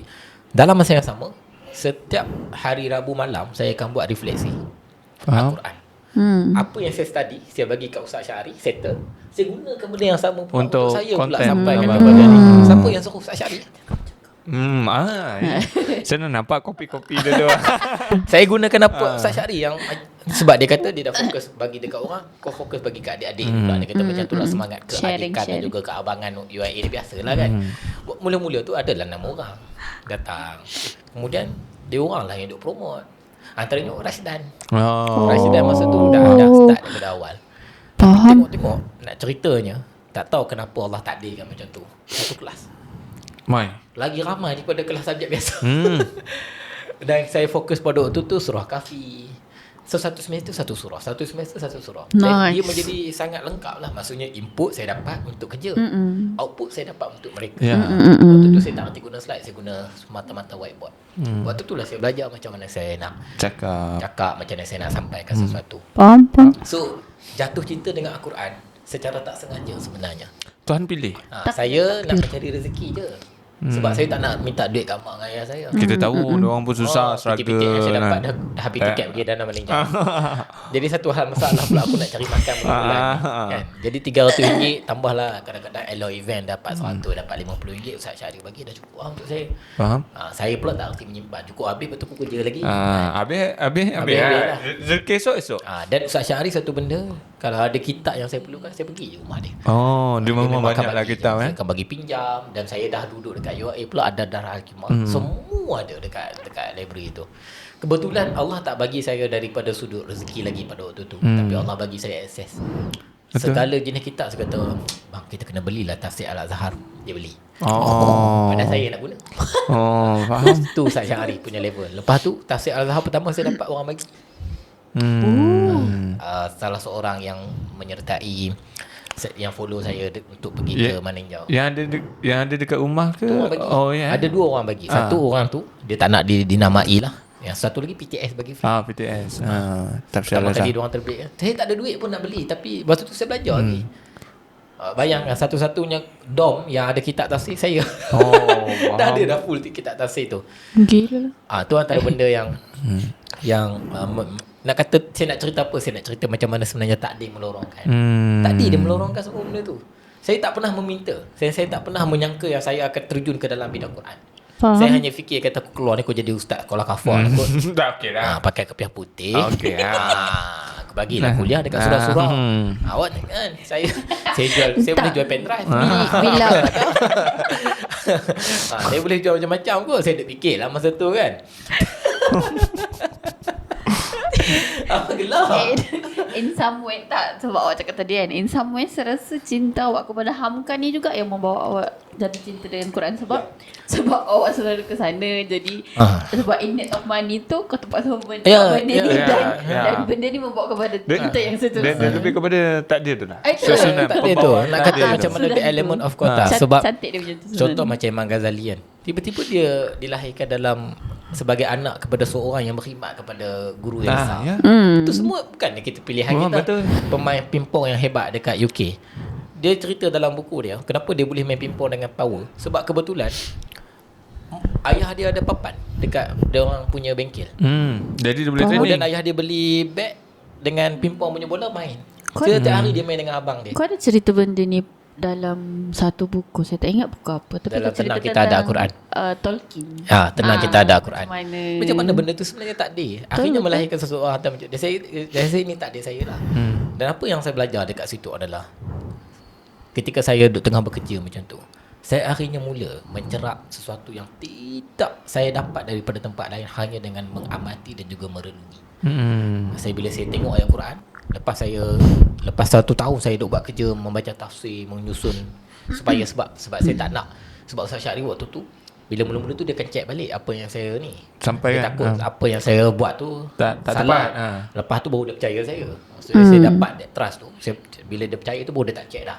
Bahkan dia akan bagi saya satu slot pula dekat mana-mana dia punya program. Ustaz Syahri punya cara latihan dia. Dia kata okey, kemudian saya nak berhenti awal tuan-tuan sebab saya nak bagi satu slot untuk tuan-tuan dengar daripada adik ni. Ni saya punya staff. Dia sangat pakar. Ustaz Syahri biasalah dia akan ni. Tu dia akan bagi lah. Saya pula bercakap dengan makcik-makcik, datuk-datuk, datuk-datuk waktu tu. Saya dah belajar dah bercakap waktu tu, tapi dalam bukan macam ni lah. Maksudnya saya bercakap sebagai orang yang nervous lah. Kau bentak. Tuan, kita akan tengok. Patutlah sekarang tak nervous ni. Dah lama. Dah lama Terlalu bercakap. lama. Dah lama. Dia kadang-kadang Ustaz Syahri dia tak sebut apa-apa, dia tak bagi hint. Tiba-tiba. Tiba-tiba kan? Saya jemput Ustaz Fazil Faiz. Ustaz. Sangatlah Ustaz impromptu. kot. Ustaz sorry saya pun Allah. Ustaz Syahri memang macam tu. Fazil Faiz. Dia memang sebab saya pun ingat lah saya cerita kan. Dan waktu tu saya jatuh minat dengan tafsir. Saya jatuh minat dengan tafsir. Lepas tu apa yang saya buat adalah saya dah belajar Nahu sampai 4 punya tahap waktu tu. Sementara saya duduk kerja belajar Nahu. Punyalah correlated hidup saya ni. Saya kerja bahagian tafsir. Belajar bahasa Arab, pasal syair, pasal Nahu, pasal sorof. Kemudian kerja dalam bidang tu kena bagi sampaikan kelas. Punyalah correlated semua benda tu. Satu masa tu saya buka Quran. Saya tengok aja. Saya kata apa yang aku boleh faham sebelum aku tengok tafsir. Sebab Faham. waktu tu saya dengar satu syarahan daripada Hamzah Yusof. Dia kata, you know the problem of scholars nowadays. Dia kata masalah sarjana pada hari ini adalah diorang terlalu mengagungkan pandangan-pandangan sarjana lain daripada teks Al-Quran tu sendiri. Tapi orang menilai. Sebab dia nak huraikan Ghazali. Ya. Ghazali kata orang yang terlalu mengagungkan kertas Faham? sampai lupa mengagungkan teks dan nas. Jadi saya kata betul juga, aku ni asyik-asyik duk baca tafsir je kan. Kita selalu melihat pandangan secondary, pandangan tingkap lain. Why not kita merenungi itu? Waktu tu lah saya dapat ayat daripada Alif Lam Mim tu sebenarnya waktu tu. Ya. Saya tertanya-tanya kenapa Alif Lam Mim ni the first ayat selepas surah Al-Fatihah. Kenapa? Saya baca semua tafsir kata nothing further explanation. Ya, betul. Semua tak tahu. Rupa-rupanya Allah nak bagi tahu yang it's okay to not know things. Ada mental limitation, ada intellectual limitation kita. Dan waktu tu saya kata, wow. Hanya dengan merenungi kita akan dapat. Dia kata pada Allah nak kata apa? Macam mana sekalipun kau cuba explain apa yang akan kau temui dalam Al-Quran, kau takkan mampu nak sampai kepada titik hujung kepada semua ni. Tapi kalau tengok susunan dia agak menarik. Kita bedah daripada, bukanlah bedah, maksud kita hurai sikit daripada Al-Fatihah kan. Al-Fatihah kita cakap kau tempat aku menyembah, kau tempat aku minta pertolongan. Basic lah, basic apa semua. Lepas tu lepas tu kita ada doa, tunjukkan aku jalan lurus, hidayah. Okey, kita dah doa hidayah, jangan jadi orang yang dibenci, jangan jadi orang ingkar, sesat. sesat. Lepas tu masuk Satu. Okey, sekarang kau dah puas, kau dah habis doa, mesti ni aku nak ceritakan kau Al-Quran. So yang tu yang abang hurai tu. Al-Fatihah basically adalah hal-hal prinsip tentang agama. Semua orang baca Al-Fatihah, semua orang akan faham Al-Fatihah. Apa benda maksudnya, terjemahan Semua boleh hurai lah. Tapi untuk go deeper kena baca surah Al-Baqarah selepas tu. Tapi sebelum masuk tu Allah dah kata, "No, stop jap. Sabar." Ada ta'aruf dia, ada sesuai kenal dia. Ada satu mental preparation yang kau kena faham. Pertama, kau dengar asal pandai sangat. Alif Lam Mim. Faham surah Fatihah. Waktu tu saya rasa saya hebat. Waktu tu saya rasa aku boleh baca ni kan. Aku rasa hebat. Suddenly Tuhan Kena tegur. gitu je runtuhkan kehebatan saya. Alif Lam. Ada saya tu duduk Alif Lam Mim. Tak ada siapa tahu apa Tak ada siapa terjemahan tahu. dia. Tak ada siapa tahu terjemahan dia, tak ada siapa boleh hurai maksudnya apa. Saya ingat lagi ayat yang abang sampaikan masa abang cerita ni dekat saya. Alif Lam Mim tu kenapa Allah mulakan dia? Kerana nak tunjuk bahawa dalam dunia ni tak semua benda kau tahu. Sekecil-kecil 3 huruf ni pun kau tak dapat selesaikan. Kan? So maksudnya dia nak kata apa tahu? Saya sedar kat sini tahu. Tuhan dia tak nak hanya sekadar mendidik akal kita, tapi dia nak mendidik hati kita. Kau masuk dalam keadaan kau nak tahu, tapi kau tak boleh masuk dalam keadaan kau nak tahu. Kau kena masuk sebagai orang yang taat. betul. So Allah nak bagi kita punya faculty of mind tenang, dalam masa yang sama faculty of heart tu guided. Kita kena faham bahawa hati kita ni harus menjadi seorang hamba sebelum memasuki Al-Quran, betul. Itu yang saya nampak hanya satu rundungan. Dan lepas tu saya baca lagi, bahasa Arab menjadikan saya faham bahawa Al-Quran tu hanya dengan kejujuran kita akan dapat mengenali Al-Quran. Hanya dengan keikhlasan kita akan dapat faham apa dia punya mesej satu demi satu. Dan saya memanfaatkan bahasa Arabnya, kemudian saya memanfaatkan semua yang saya belajar dekat situ untuk faham. Sebab to be honest lah, ni sedikit kritikan jujur saya lah kepada mana-mana silibus pengajian bahasa Arab dekat universiti. Semua orang, kebanyakan orang yang belajar bahasa Arab gagal untuk connect antara bahasa Arab dengan Al-Quran sampai ke hari ini. Sedangkan sepatutnya kita belajar bahasa Arab untuk kita faham Al-Quran. Pada Make sense. pada saya tahun 2 Sem 2 tahun 2 Sem 1 umur saya 22. Sangat berdua kan 10 tahun lepas kan. Ada satu masa tu saya dah masuk kelas apa semua. Kelas saya habis pukul 1. Selalunya pukul 1 ni saya dah tak makan. Saya akan makan sedikit. Saya akan makan sedikit awal supaya saya boleh terus solat dan bersedia rehat lah. Masjid yang sama. Masjid yang sama. Saya bawa Amir dengan Yuni tu itu masjid tu lah, Masjid UAE. Saya solat Zuhur dan semua orang pergi ke kelas, semua orang pergi makan, saya duduk kejap. Waktu tu saya terdetik, aku nak jadi apa dengan hidup aku ni? Time tu lah tafakur. Time tu saya punya quarter life crisis, momen yang sangat tebal. Aku tak tahu nak jadi apa. Saya tak pernah menjangka yang saya akan jadi hari ni. Saya tak tahu nak jadi apa. Sebab orang akan tanya-tanya soalan yang sama. Kau belajar apa bahasa Arab ni, kau nak jadi apa? Cikgu ke? Ustaz ke apa kan? Saya tak nak jadi macam tu. Saya tak ada jawapan yang lagi kuat untuk melawan jawapan itu. Tapi saya ingat satu benda. Saya kata, ya Allah, aku tak tahu aku nak jadi apa. Doa tu saya ingat lagi. Aku tak tahu aku nak jadi apa. Kau bukan takdirkan aku jadi seorang doktor yang clear jadi seorang doktor. Kau bukan takdirkan aku jadi seorang arkitek yang clear arkiteknya, dan engineer yang clear engineernya. Tapi satu benda, aku adalah orang yang sangat suka dengan ilmu, terutama sekali ilmu bahasa Arab, juga ilmu Al-Quran. Apa pun kau buat dengan hidup aku, kau tolonglah lorongkan aku dekat situ. Itu je. Kalau itu takdir aku untuk berkarier, tolonglah. Sebab aku nak sangat ke jalan itu. Sebab saya dah rasa nikmat tu, saya dah rasa makna tu. Saya tak pernah follow up doa tu. Saya terus masuk kelas sampai ke hari ni. Ketika saya nak mulakan tentang kita, dan ketika saya nak buat kelas Al-Fatihah pertama kan, saya teringat doa tu balik. Bahawa rupanya Tuhan simpan doa tu pada waktu yang tepat. Kalau aku bagi awal, kau mungkin tak dapat ni, kau mungkin tak dapat nak handle benda ni. Betul. Tapi sekarang kau boleh handle. Kau dah ada preparation. Kau dah ada kesesuaian waktu dan juga masa untuk kau buat. Dan bila saya buka kelas Fatihah tu, saya ingat lagi 100 soal. Dan saya takut mula-mula tu, sebab saya first time aku buat kelas sendiri. Kan tak ada, semua sendiri. Seorang ni lah. Seorang pula masa tu. Dan saya akhirnya bila saya sampai kan, saya ingat ada 4 orang. 3 orang perempuan, seorang lelaki. Bila saya dah habis session tu, dia orang bangun, dia orang menangis. Dia kata, I'm so sorry. Dia kata, dia cakap bahasa Inggeris. Dia kata, I'm so sorry Brother Faiz. Dia kata, I never know you. Tapi lepas dia masuk kelas tu, dia kata, for 42 tahun dia solat, dia tak pernah faham pun Al-Fatihah tu apa. Dia kata dia sangat tersentak. Mula dia datang, dia kata, I was coming here with a skeptic. Dia skeptik sebelum datang tu. Siapa dia, budak ni? Asal dia ni apa yang sangat dia ni kata power sangat. Dia skeptik gila. Dan dia kata, saya adalah orang yang membesar dalam keadaan sangat mudah untuk rasa arrogant. Sebab dia pandai bahasa Inggeris, dia pandai semualah. Tapi di momen saya hurai satu perkataan je. Saya hurai satu perkataan rock. Rock ni ada 5 maksud. Ambil ingat kan benda yang saya hurai tu. Ini. So bila kita angkat tangan, kita baca Alhamdulillahirabbil, kita faham Tuhan juga, ataupun kita faham Tuhan yang mentadbir kita, yang menjaga hal-hal kecil kita, yang menjaga makan minum kita, yang menyelesaikan masalah kita, yang maintenance semua konflik kita. Or we just, ataupun Tuhan sekadar Tuhan je.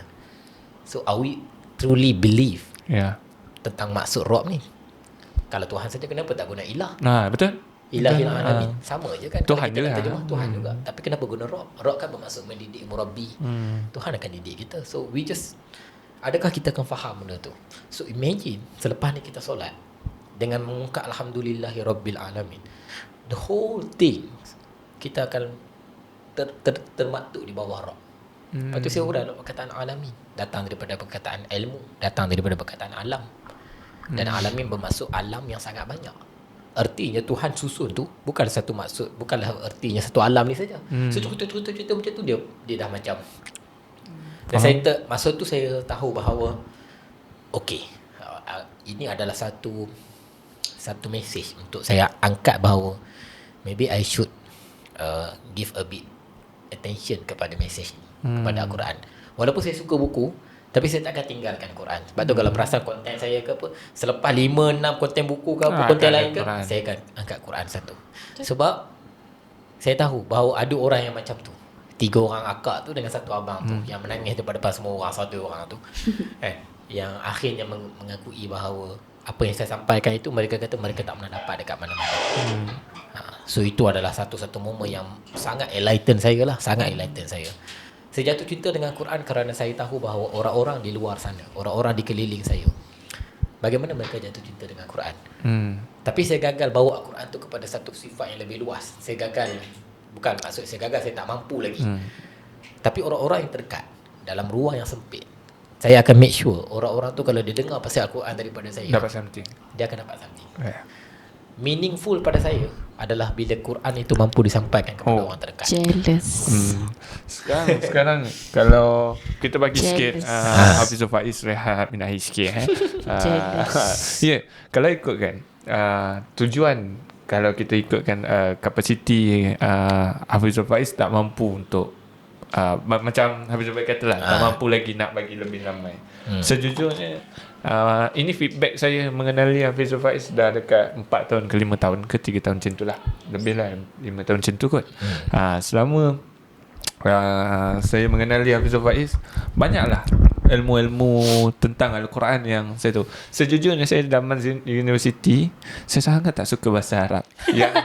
Yang saya tahu adalah wah mahum ya mahunna, itu je lah yang saya hafal.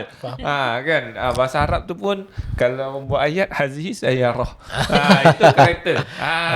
Senang kan? Senang.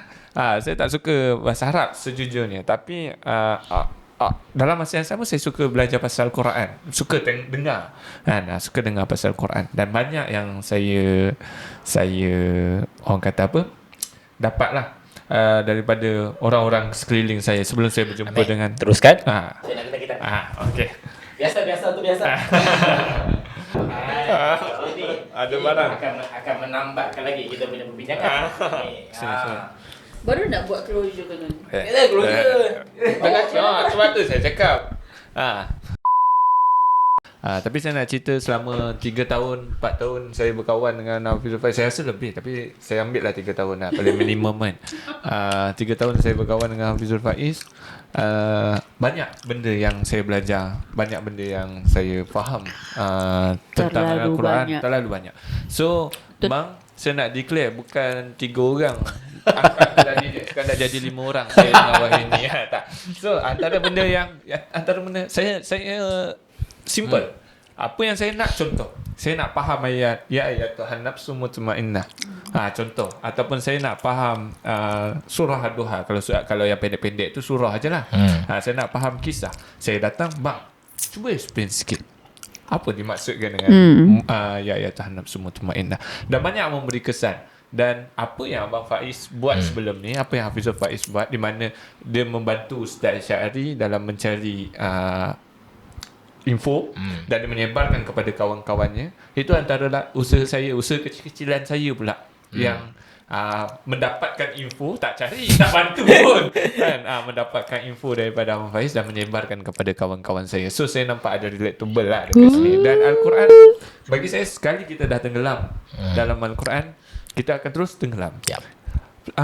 Saya nak tanya bang, Abang banyak tafsir. Abang banyak membaca tafsir. Abang banyak juga meneliti atau menghayati ayat Al-Quran. Mungkin dalam pengalaman Betul. abang kan. Betul. Saya yakin abang akan sama juga macam saya. Saya hanya depends kepada kertas-kertas yang dimasukkan oleh Imam Ghazali tadi. Tadabbur ni, walaupun tadabbur daripada ustaz-ustaz lain, tetap ada POV lain. Macam abang, mungkin abang akan jumpa juga dengan POV yang berbeza walaupun ayat yang sama atau kisah yang sama, betul tak? Betul. So boleh tak abang cerita sikit kisah yang sangat memberi inspirasi kepada abang, kisah perjalanan ataupun pengalaman abang lah. Okay. Saya bagi ini nak tanya apa tanya tahu atau nak bagi pandangan? Bagi. Okay. Kalau tidak rugi ada mic. Saya penyokong. Saya masa mula-mula tu, di antara perkara yang saya takut adalah saya takut untuk memberikan sedikit interpretasi sendiri. Saya takut bahawa kalau saya cakap ni benda ni, siapa saya nak cakap? Betul. Kan? Sampailah Allah takdirkan untuk saya sedar bahawa saya belajar bahasa Arab. Paling tidak pun Al-Quran adalah bahasa Arab. Tak boleh siapa nafikan tentang hakikat itu, bahawa bahasa Arab adalah kunci kepada ilmu. Selepas saya faham bahawa alhamdulillah Tuhan takdirkan saya untuk, saya tak pandai bercakap bahasa Arab. Oh, ini mungkin lagi pandai lah. Saya tak pandai bercakap bahasa Arab. Saya hanya boleh membaca dan boleh memahami tulisan Arab. Dan saya boleh tahulah macam mana cara nak faham tulisan Arab. Dan kalau saya baca klasik teks Arab pun, saya akan cari kamus tu. Dan saya adalah orang yang boleh baca kamus bahasa Arab. Saya adalah orang yang suka explore the deeper meaning of things. Ini kenapa saya nak relate balik. Inilah kenapa saya bercerita tentang saya boleh melihat kabus pagi yang mula menghilang daripada pukul 4 sampai pukul 7 tu. Bagaimana ia mula sirna. Dan itulah keadaannya bila saya melihat satu-satu perkataan dalam bahasa Arab, dalam Al-Quran. Daripada satu makna ke satu makna, ia bagaikan menyirna satu persatu kepada diri saya. Saya bagi contoh yang mudah kepada Amir. Contoh perkataan yang kita selalu sebut, perkataan Abdul. Saya kata, okay, Abdul ni hamba. Abdullah, Abid, hamba kan. Saya akan timbulkan satu persoalan tau. Tapi orang Arab pakai ni sebenarnya untuk apa lagi? Faham. Okay. Saya akan timbulkan satu persoalan tu sebab dia bahasa. Dia basic bahasa. Mesti ada. Mesti ada kan, sebab bahasa Arab adalah bahasa yang berevolusi. Dia tak akan pernah statik. Itu antara kehebatan bahasa Arab. Dia akan terus berevolusi.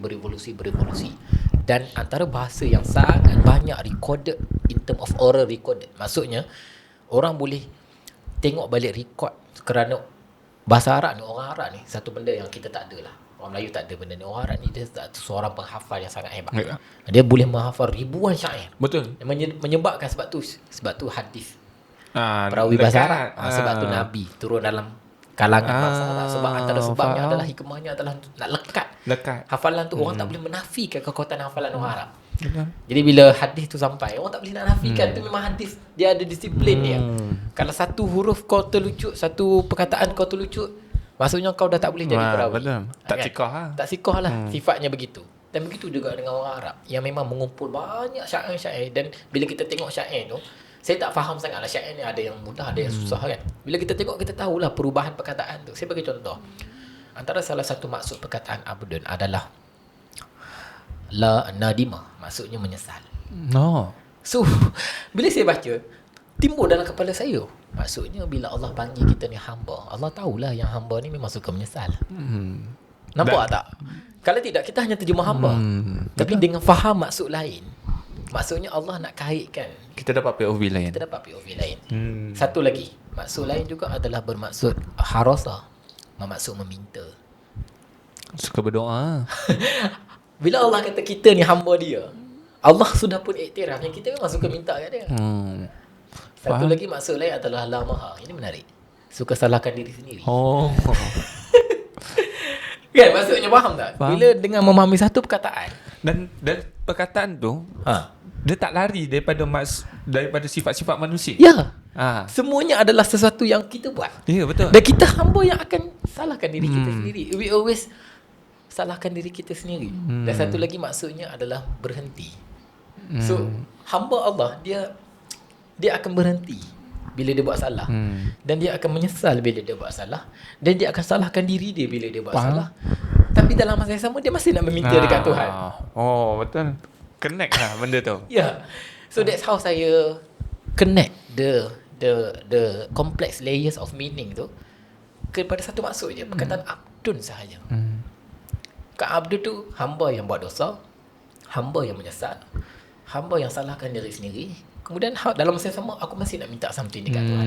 So bila Allah sebut Abdullah, kita hanya akan kenal hamba Allah. Tapi bila kita faham perkataan itu, bahasanya, maksudnya, kita akan ingat dalam sebutan Abdullah tu, ya Allah aku hambamu. Kita akan ingat kita lah hamba yang itu, kita lah hamba yang ini, kita lah hamba yang salahkan diri sendiri, kita lah hamba yang nak minta something. Dan yang menariknya Allah sebut tu dalam keadaan Allah iktiraf semua sikap dan tabiat ini sebagai seorang hamba.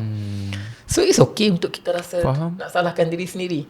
Nampak tak macam mana benda tu, padahal perkataan yang simple je kan. Amir pernah dengar, Yuni pernah dengar. Lepas tu kita pun punyalah ramai orang nama Abdullah. Orang kampung saja dah berapa ramai kan. Kan? Tapi kerana bahasa Arab, dia membuka pintu itu. Faham. Dan bahasa Arab ni dia bukan itu saja. Dia okey, satu menarik yang bahasa Arab, dia adalah sesuatu yang bersifat, dia dalam orang Kedah panggil pongah. Dia memunggah. Dia memunggah satu demi satu. Contoh perkataan nar. Neraka. Perkataan nar maksudnya api. Dia sebenarnya berasal daripada perkataan huruf nun dengan roh. Daripada akar yang sama, dia jadi nar. Apa elemen api ni, Amir? Dia tak stable. Dia cepat membakar. Kalau kita bagi dia minyak, dia terus bakar. Betul. Kalau kita bagi dia something, dia terus bakar. Kan? Maksudnya, kita tak boleh nak predict dia. Very unpredictable, very stable, very unstable. Orang yang macam emotional outburst. Orang yang tengok emo, kau janganlah. Janganlah. Kau faham kan? Panah dia marah tau. Tapi kalau kita stablekan dia akan jadi nur. Cahaya. Berakar daripada perkataan yang sama, nun dan roh. Sifat nur ni apa? Cahaya. Dia stable. Sebab tu orang ukur kelajuan dengan kelajuan cahaya. Because itulah kelajuannya. Itu je. Dia akan stable. Kita tahu bahawa dia tak akan berubah. Dia predictable dan dia stable. Sifat-sifat cahaya ni dia stable. Kau buatlah macam mana pun, dia tetap. Macam itulah. So antara, nampak? Daripada perkataan yang sama. So kalau kita tidak mampu mendapat cahaya Allah, tu ulama Al-Ghazali kata, kalau kita tak dapat nur samawati wal ardh, kita akan jadi nar. Faham tak? Faham kan? Maksudnya kalau kita tak ada cahaya tu, kalau Allah tak bagi cahaya tu kat kita, we are very unstable creation. Kita akan jadi seperti api yang mudah untuk react. You know? Sebab tu orang yang sabar adalah orang yang mendapat cahaya daripada Allah. Dan orang yang sangat cepat react adalah orang yang sedang bertindak sebagai api. Tapi semuanya sama je. Either you dapat nar ataupun you dapat nur. Faham. Nampak? Beza dekat mana? Beza dekat alif dengan waw je. Betul. Menarik. Itu contoh tau. Contoh macam mana bahasa Arab. Dan kalau kita tak masuk lagi dekat dalam kompleksiti Al-Quran, contohnya macam saya, gini ni saya punya pengalaman tau. Kalau kita baca Quran, hari-hari kita baca, kita masih lagi ayat Quran tu kita anggap hanyalah sekadar satu statement. Contohnya kita baca ayat Quran, la yukallifullahu nafsan illa wus'aha. Kita pun baca, tidaklah Allah itu akan membebankan kamu dengan satu yang kamu tak mampu. Kita anggap ia sebagai statement. Statement ni apa? Statement ni bagaikan kita baca satu kenyataan daripada orang. Maksudnya kita belum lagi feel the Quran. Tapi kalau kita baca Quran ini, kita rasa kita sedang berbual dengan Tuhan. That's Tuhan yang cakap. The moment kita baca Quran, kita rasa itu adalah perbualan, kita bukan hanya sekadar faham, tapi kita dah start. Itu yang disebut sebagai spiritual conversation, perbualan spiritual. Yang kita faiza sa'alaka ibadi anni fa'inni qarib. Bila kita bertanya sedikit tentang Tuhan, Tuhan akan lagi dekat dengan kita. Betul. So bila Tuhan dekat tu, dia akan jawab. So it's not a statement. Bila saya baca tu, ini bukan statement. Dia adalah satu perbualan tau. Satu perbualan. Kita tapau, kita baca, dia pun tapau balik kat kita. Dia pun balas balik kat kita. Dia always bound macam tu. Kita ada persoalan, dia jawab. Ada persoalan, dia jawab. Menarik. Dia kena macam tu. So kalau tidak, kita kena bergerak ke arah tu lah. Dan kita kena berusaha untuk faham dengan hati dan juga perasaan. Sebab Quran ni dia tak boleh hanya sekadar terletak pada intellectual capacity tu. Maksudnya faham saja. Dia mesti, sebab tu saya selalu sebut benda ni kat Amir kan, dengan Yuni kan. Sebab tu bila Allah kata Iqra, Lepas tu Nabi kata ma'ana biqari'in. Dan Allah kata iqra' lagi, ma'ana biqari'in. Kata iqra' lagi barulah Nabi tak jawab. Lepas tu iqra' bismi rabbikal ladzi. So it's not about you understand it or not, tapi it's about you feel it or not. You need to be obedient first. Maksudnya dia kena hati dulu. Aku bukan nak suruh kau jawab ni, aku nak suruh kau dengar dan taat dulu. Taat dulu. Betul. Supaya bila kau dengar dan taat, barulah kau boleh complete the process tu. So nak masuk kat Quran macam tu lah. Kenapa alif lam mim dulu? Aku bukan nak suruh kau faham je ni, aku nak suruh kau redha dan kau taat. Yang kau memang tak tahu, kau kena berserah dulu kat aku, baru kau akan masuk. Hanya dengan berserah saja kita akan tahu semua benda lepas tu. Lepaskan segala-gala ego dulu. Lepas jangan ego. Jangan ego. Jangan rasa kau tahu. Barulah dia jadi zalikal kita barulah jelas betul. Tidaklah akan ada keraguan lagi daripada kita. Kalau kita datang dengan ego, kita boleh baca Quran, tapi takkan jadilah, akan banyaklah keraguan. Banyaklah dia akan jadi macam sekadar baca. Dan kita hari ni Ghazali kata memang sekadar baca. Sekadar baca ni sedap. Kita buka ayat Quran kan. Tapi pada saya, ia hanyalah sekadar keindahan kita berenang di permukaan. Betul. Trust me. Kalau you dive ke dalam, nikmat. dia punya kenikmatan dia lagi luar biasa. Saya cerita ni tak apalah. Kalau Allah gantikan, Allah ambil sikit pahala sebab riak dan jujur sikit. Moga Allah lindungi kita semua. Allah lindungi. Saya nak cerita sebab kenikmatan tu. Masa saya study pasal surah Yusuf, bukan saya study pasal surah Yusuf, ada part tu saya baca doa pasal doa Nabi Yaqub tu. Kan doa Nabi sedih Yaqub. masa dia sedih hilang.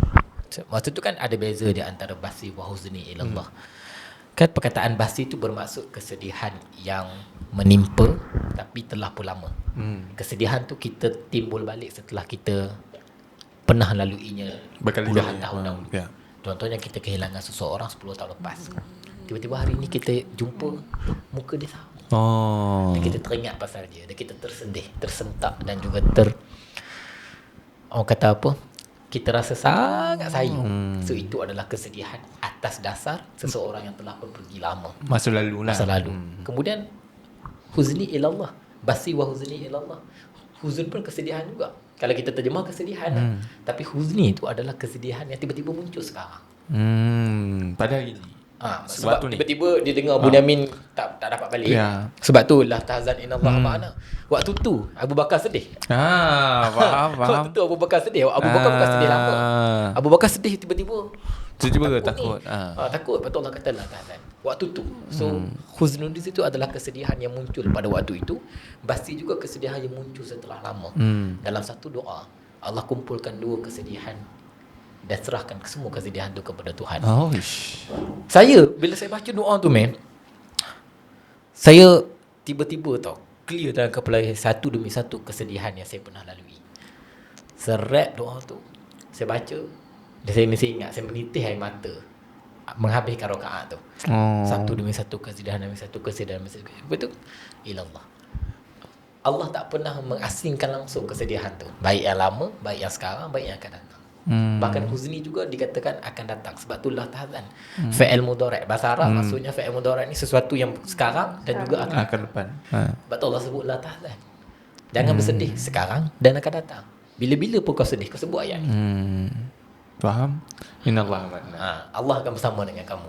Dia macam bahasa itu menyebabkan saya tahu bahawa this is not something that you can just baca translation. Something yang faham bahasa, fahamlah kita tentang sesuatu yang sangat luar daripada tu. Saya bagi contoh lagi. Nak sembang kan? Saya bagi contoh lagi. Kenapa Allah kata dekat dalam surah Fatihah ni? Contohnya kita kata kita dalam bahasa kita cakap aku berterima kasih kepada Allah. Ashkurulillah. Ahmadulillah. Maksudnya kita kena memulai ayat tu dengan kata kerja lah. Aku terima kasih, aku puji Allah, aku syukur dekat Tuhan. Kata kerja lah sifatnya kan. Maksudnya aku terima kasih dekat Wahyuni, aku terima kasih dekat Amir kan. Tapi dalam bahasa Arab sepatutnya Ahmadulillah. Aku berterima kasih kepada Allah. Aku memuji Allah. Tapi tiba-tiba dalam Al-Fatihah Alhamdulillah. Instead of guna aku berterima kasih dalam bentuk kata kerja, dia guna aku berterima kasih, tetapi dia keluarkan aku tu, dia sebut terima kasih dalam bentuk kata nama. Kenapa? Kalau kita fikir balik, tak ada apa, sama je maksud dia kan. No. Kata kerja selalu akan terikat dengan masa. Sama ada fi'il madi maksudnya masa lalu, fi'il mudhari' ataupun sekarang ataupun akan datang. Kata kerja selalu ada masa yang mengikatnya. Kata nama tidak. Oh, faham. So, Nice. so bila kita sebut alhamdulillah, kita terjemahnya segala syukur dan segala puji bagi Allah. Tak kisahlah bila pun. Tak kisahlah bila pun. Masa lalu kita ke, masa sekarang ke, masa depan. Ya, Nak puji nampak? kau. Ya. Nak terima kasih kan. Terima kasih kepada Allah. Oh, Dia benar. keluar daripada keterikatan masa. Nampak? Simple je. Tapi kerana faham konsep bahasa Arab dan juga konsep kata kerja, kata nama tu, menjadikan kita sangat berbeza cara kita faham tu. Menarik. Kan? Ni Kalau korang Ni dia kata sikit. penonton nak tahu lah kan. Penonton nak tahu lah. Penonton boleh melihat kita orang punya Inilah tuan-tuan dia kata sikit. reaction kita orang Saya apabila tenggelam dah, minta maaf. ya. Bila kita mendengar inilah reaction kita orang di kedai-kedai makan. Kita orang macam ni lah. Kedai kopi. Kalau kan mengopi ke ataupun makan petang-petang pun. makan petang-petang. Kita pasal benda beginilah kita orang punya Inilah reaction. perbualan ni dan saya berterima kasih. Ya tu. Tuhan telah menyusunkan podcast ni sebab apa? Sebab saya terfikir, saya dengan Wayne ni terfikir nak beli recorder untuk record perbualan-perbualan ni. Ya betul. Alhamdulillah. Banyak yang saya dah dengar sebelum ni di record di dalam podcast ni supaya saya boleh ulang balik. Tak macam benda ni sangat bermanfaat lah. Kalau kami je dapat macam ruginya Ya, nak kau betul. korang dapat macam tu. Dan Alhamdulillah dia dah tumpahkan dah separuh, Ya. 20%. Saya 10%. 10%. Tak apa, nanti kita orang heret lagi dia datang. Saya nak tanya abang lah. Manusia dia pasti ada satu titik sukar. Satu abang dah kongsi antara yang abang baca adalah doa Nabi Yaqub alaihissalam kan dalam surah Yusuf. So mungkin ada beberapa titik sukar abang yang membawa abang pulang kepada Al-Quran dan menjadikan ini point yang aku nak. Apa yang Okay. yang abang Sejujurnya dia tak pernah ada ayat yang tetap saya baca sebab saya adalah orang yang akan selalu Mengkaji. menjelajah itu. Sebagai contoh lah, semua orang tahulah, awak pun tahu, Yuni pun tahu, titik terendah saya bila saya terpaksa buat benda yang baru lah, iaitu tentang kata. Fasa sebelum itu, fasa bukan apa, fasa saya bukan tak tahu nak buat apa, tapi saya tak ada kekuatan. Macam kenapa aku macam ni kan.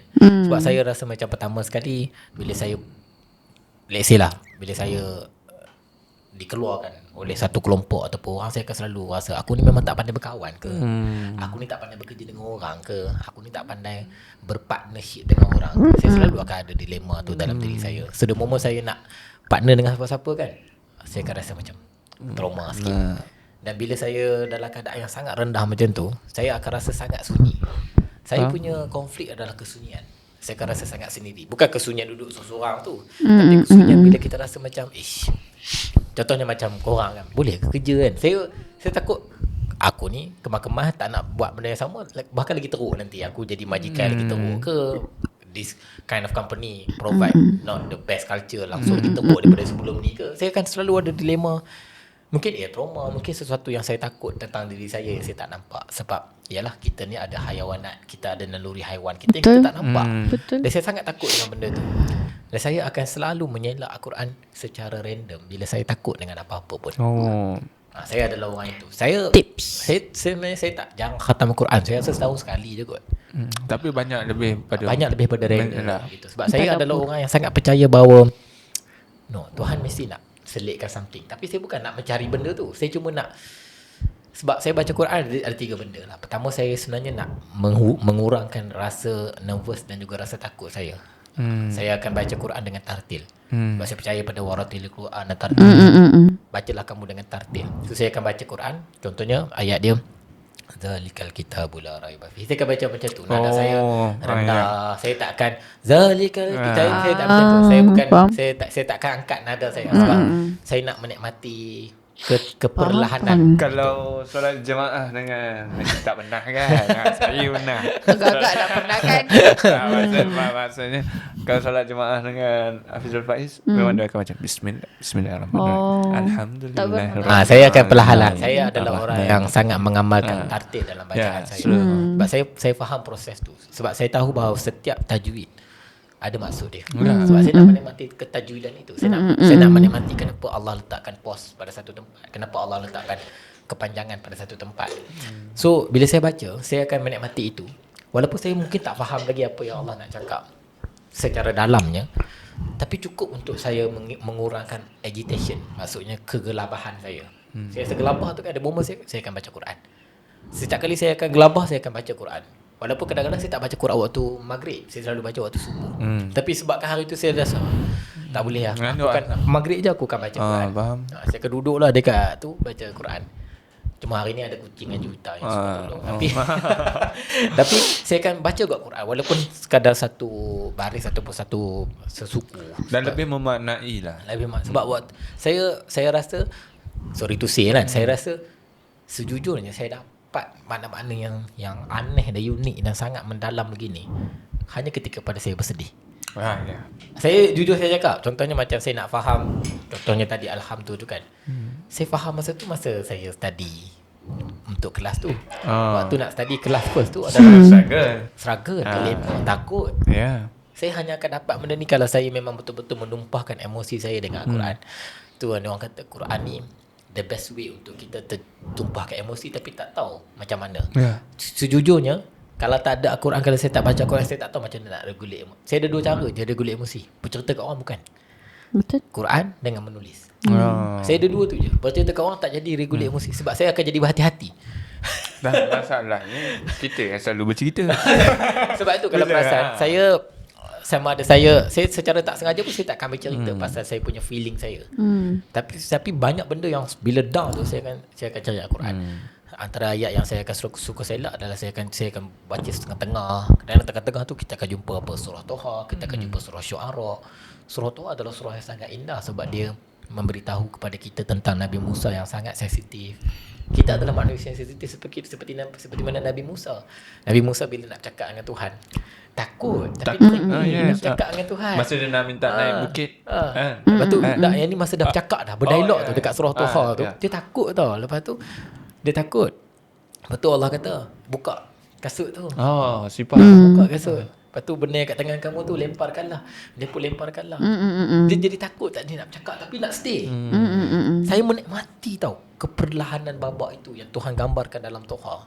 Dan saya rasa tidak ada Nabi yang paling sensitif melainkan Nabi Musa. Walaupun Nabi Musa dikenali sebagai bekeng, garang. Tapi sangat, maksudnya dia ada emotional reaction yang sangat-sangat relate dengan kita.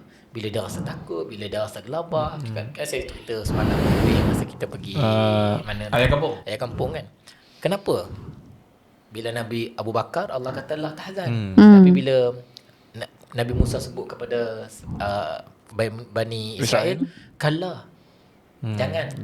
Inna ma'i rabbi sayahdin. Sesungguhnya bersama dengan aku Tuhan yang akan menunjukkan jalan.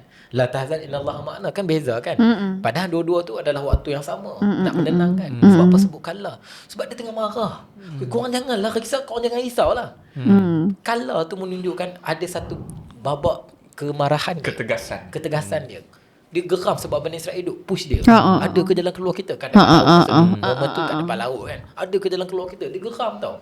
Kita pun stres, overwhelm. Tu kalla tu. Kalla tu adalah emotional overwhelm. Rasa seraput lah dia ni duk tanya macam-macam kan. That kind of, kita tak akan dapat hanya dengan membaca. Kita kena faham dulu that word, situasi tu. Tu yang saya akan dapat. Kalla, sesungguhnya Tuhan akan bagi kat aku jalan keluar, tapi bukan sekarang. Saya hadir nanti. Sabar je. Korang jangan push aku sekarang macam tu. Tapi la tazain Allah mana Tuhan bagi sekarang. Sebab waktu tu bukan Abu Bakar nak kena berdepan dengan orang-orang yang suka push. Allah hanya nak menenangkan hati Abu Bakar. Abu Bakar cuma risau tentang agama Allah saat kalau kantoi Nabi Muhammad dekat situ. Betul. Sebab tu Allah kata fa anzalahu sakinah. Dan aku akan turunkan kepada kamu sejenis sakinah, sejenis ketetapan hati yang takkan ada dekat tempat lain. Kamu tak akan dapat rasa kalau kamu tak menyerah kepada Allah tu kan. So benda-benda macam tu yang menyebabkan saya rasa macam wish. Lepas tu kita jarang tengok benda ni. Ada repetition dalam Quran, kenapa repetition? Banyak. Saya bagi contoh yang mudah. Dia adalah orang yang suka, dia cerita kat saya, Wahyu ni adalah orang yang sangat bergantung dengan affirmations. Contohnya bila dia buat kerja kat saya dah puji dah bulan lepas. Bila saya tak puji bulan ni, dia akan tanya lah, saya buat kerja okey ke? Why? Kenapa dia kena tanya sedangkan benda yang sama? Saya nak bagi contoh yang mudah. Sebab by nature kita sangat perlukan repetition. Kita sangat perlu ada pengulangan. Close the door, simple. Tak payah ulang. Aku faham, close the door. I love you. Aku nak dengar lagi. Ya, tak masalah. Lagi kalau yang dah kahwin, awak sayang saya lagi ke? Ya. Manusia perlu Faham. Allah faham benda tu dan Allah tahu benda tu. Sebab tu dia suka ulang. Fabi ai ala ya rabbikum tukaziban. Apa lagi yang kau nak ni? Takkan banyaknya benda yang takkan, apa lagi yang kau rasa macam Tak cukup. apa lagi ni kan. So benda-benda macam tu yang saya rasa macam different. Sebab tu saya adalah, kalau saya bukanlah pakar Quran ke apa kau. Saya jangan tanya saya pasal tahsin, jangan tanya pasal qiraat. Saya memang tak reti. Saya belajar je tapi saya tak reti. Cuma saya adalah orang yang sangat menikmati proses kerambangan random, baca Quran secara random, menikmati je secara random, kemudian study secara random. Lepas tu saya kongsi lah dengan Amir, dengan Yuni dan dengan Dalalai. Kadang-kadang tiba-tiba je Dalalai tu semua tu orang, apa lagi nak cerita. Dia orang tak expect. Sebab saya pun tak expect. Korang kata 10%, saya pun tak tahu. Kata dah habis lah. Lepas tu esok pula cari yang baru. Tak, saya tak tahu. Saya memang seseorang yang tak pernah menjangkakan sebenarnya saya sampai mana. Tak, saya akan selalu enjoy the process je. Okay, aku dapat ni, aku share. Kadang-kadang dah lupa sebab dah tak bermakna pun untuk diri kita kan. Tapi nanti bila teringat balik, baca balik, teringat balik kan. Bila kita duduk dekat situasi di mana kita memaknai satu ayat tu, kita akan ingat, oh ini dulu aku pernah mendalami ayat ni, aku pernah bergantung dengan ayat ni. Saya suka dengan kisah perbandingan di antara Abu Bakar dan Nabi Musa tu. Di mana dekat sini kita dah nampak dah ketergesa-gesaan dengan orang yang tunggu Allah punya bantuan. Yang seorang ni bila nak tolong Tuhan nak tolong, kena push kan. sekali kalah. Kalau orang yang tenang, padahal berdua je dalam gua, Abu Bakar dengan Rasulullah tu. Tapi tak ada pun satu pandangan atau hadis yang mengatakan Abu Bakar menyoal Nabi bila Tuhan nak tolong. Tak ada. Tuhan tak tolong ke? Tak ada. Betul. So dekat situ kita nampak dua sisi pandang. Konteks yang berbeza. Bagi orang yang menanti dengan mempersoalkan bila bantuan Tuhan nak turun, macam mana nak lari apa ni, dengan orang yang betul-betul sabar dan tunggu kan. Tawakul. Allah yang pujuk. La tazan innallaha ma'ana. So menarik lah dekat situ kan. Itu POV Al-Quran yang saya banyak panjang kita lah. Hari ni ada apa-apa, saya cuba bagi sikit supaya ada lah sikit suara tu. Sorry lah tuan-tuan, kalau bab-bab dia bercakap ni saya memang akan jenis. Saya lebih kepada listener. Kalau Tentu kat luar dia. Saya ada satu soalan. Sila. Apa ni?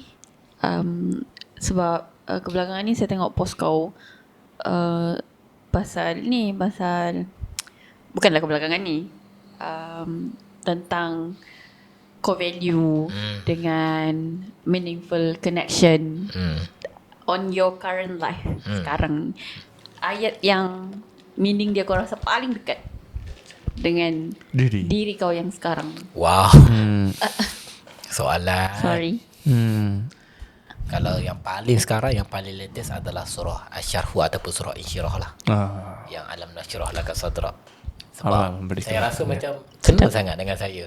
Yalah sebelum ni kau dalam keadaan yang kau tak pernah tahu kau nak buat apa dalam hidup kau. Orang bagi kau bekerja, kau pergi kerja. Lepas tu kau kena sepak terajang, buang keluar daripada tempat yang kau pernah kerja. Serabut.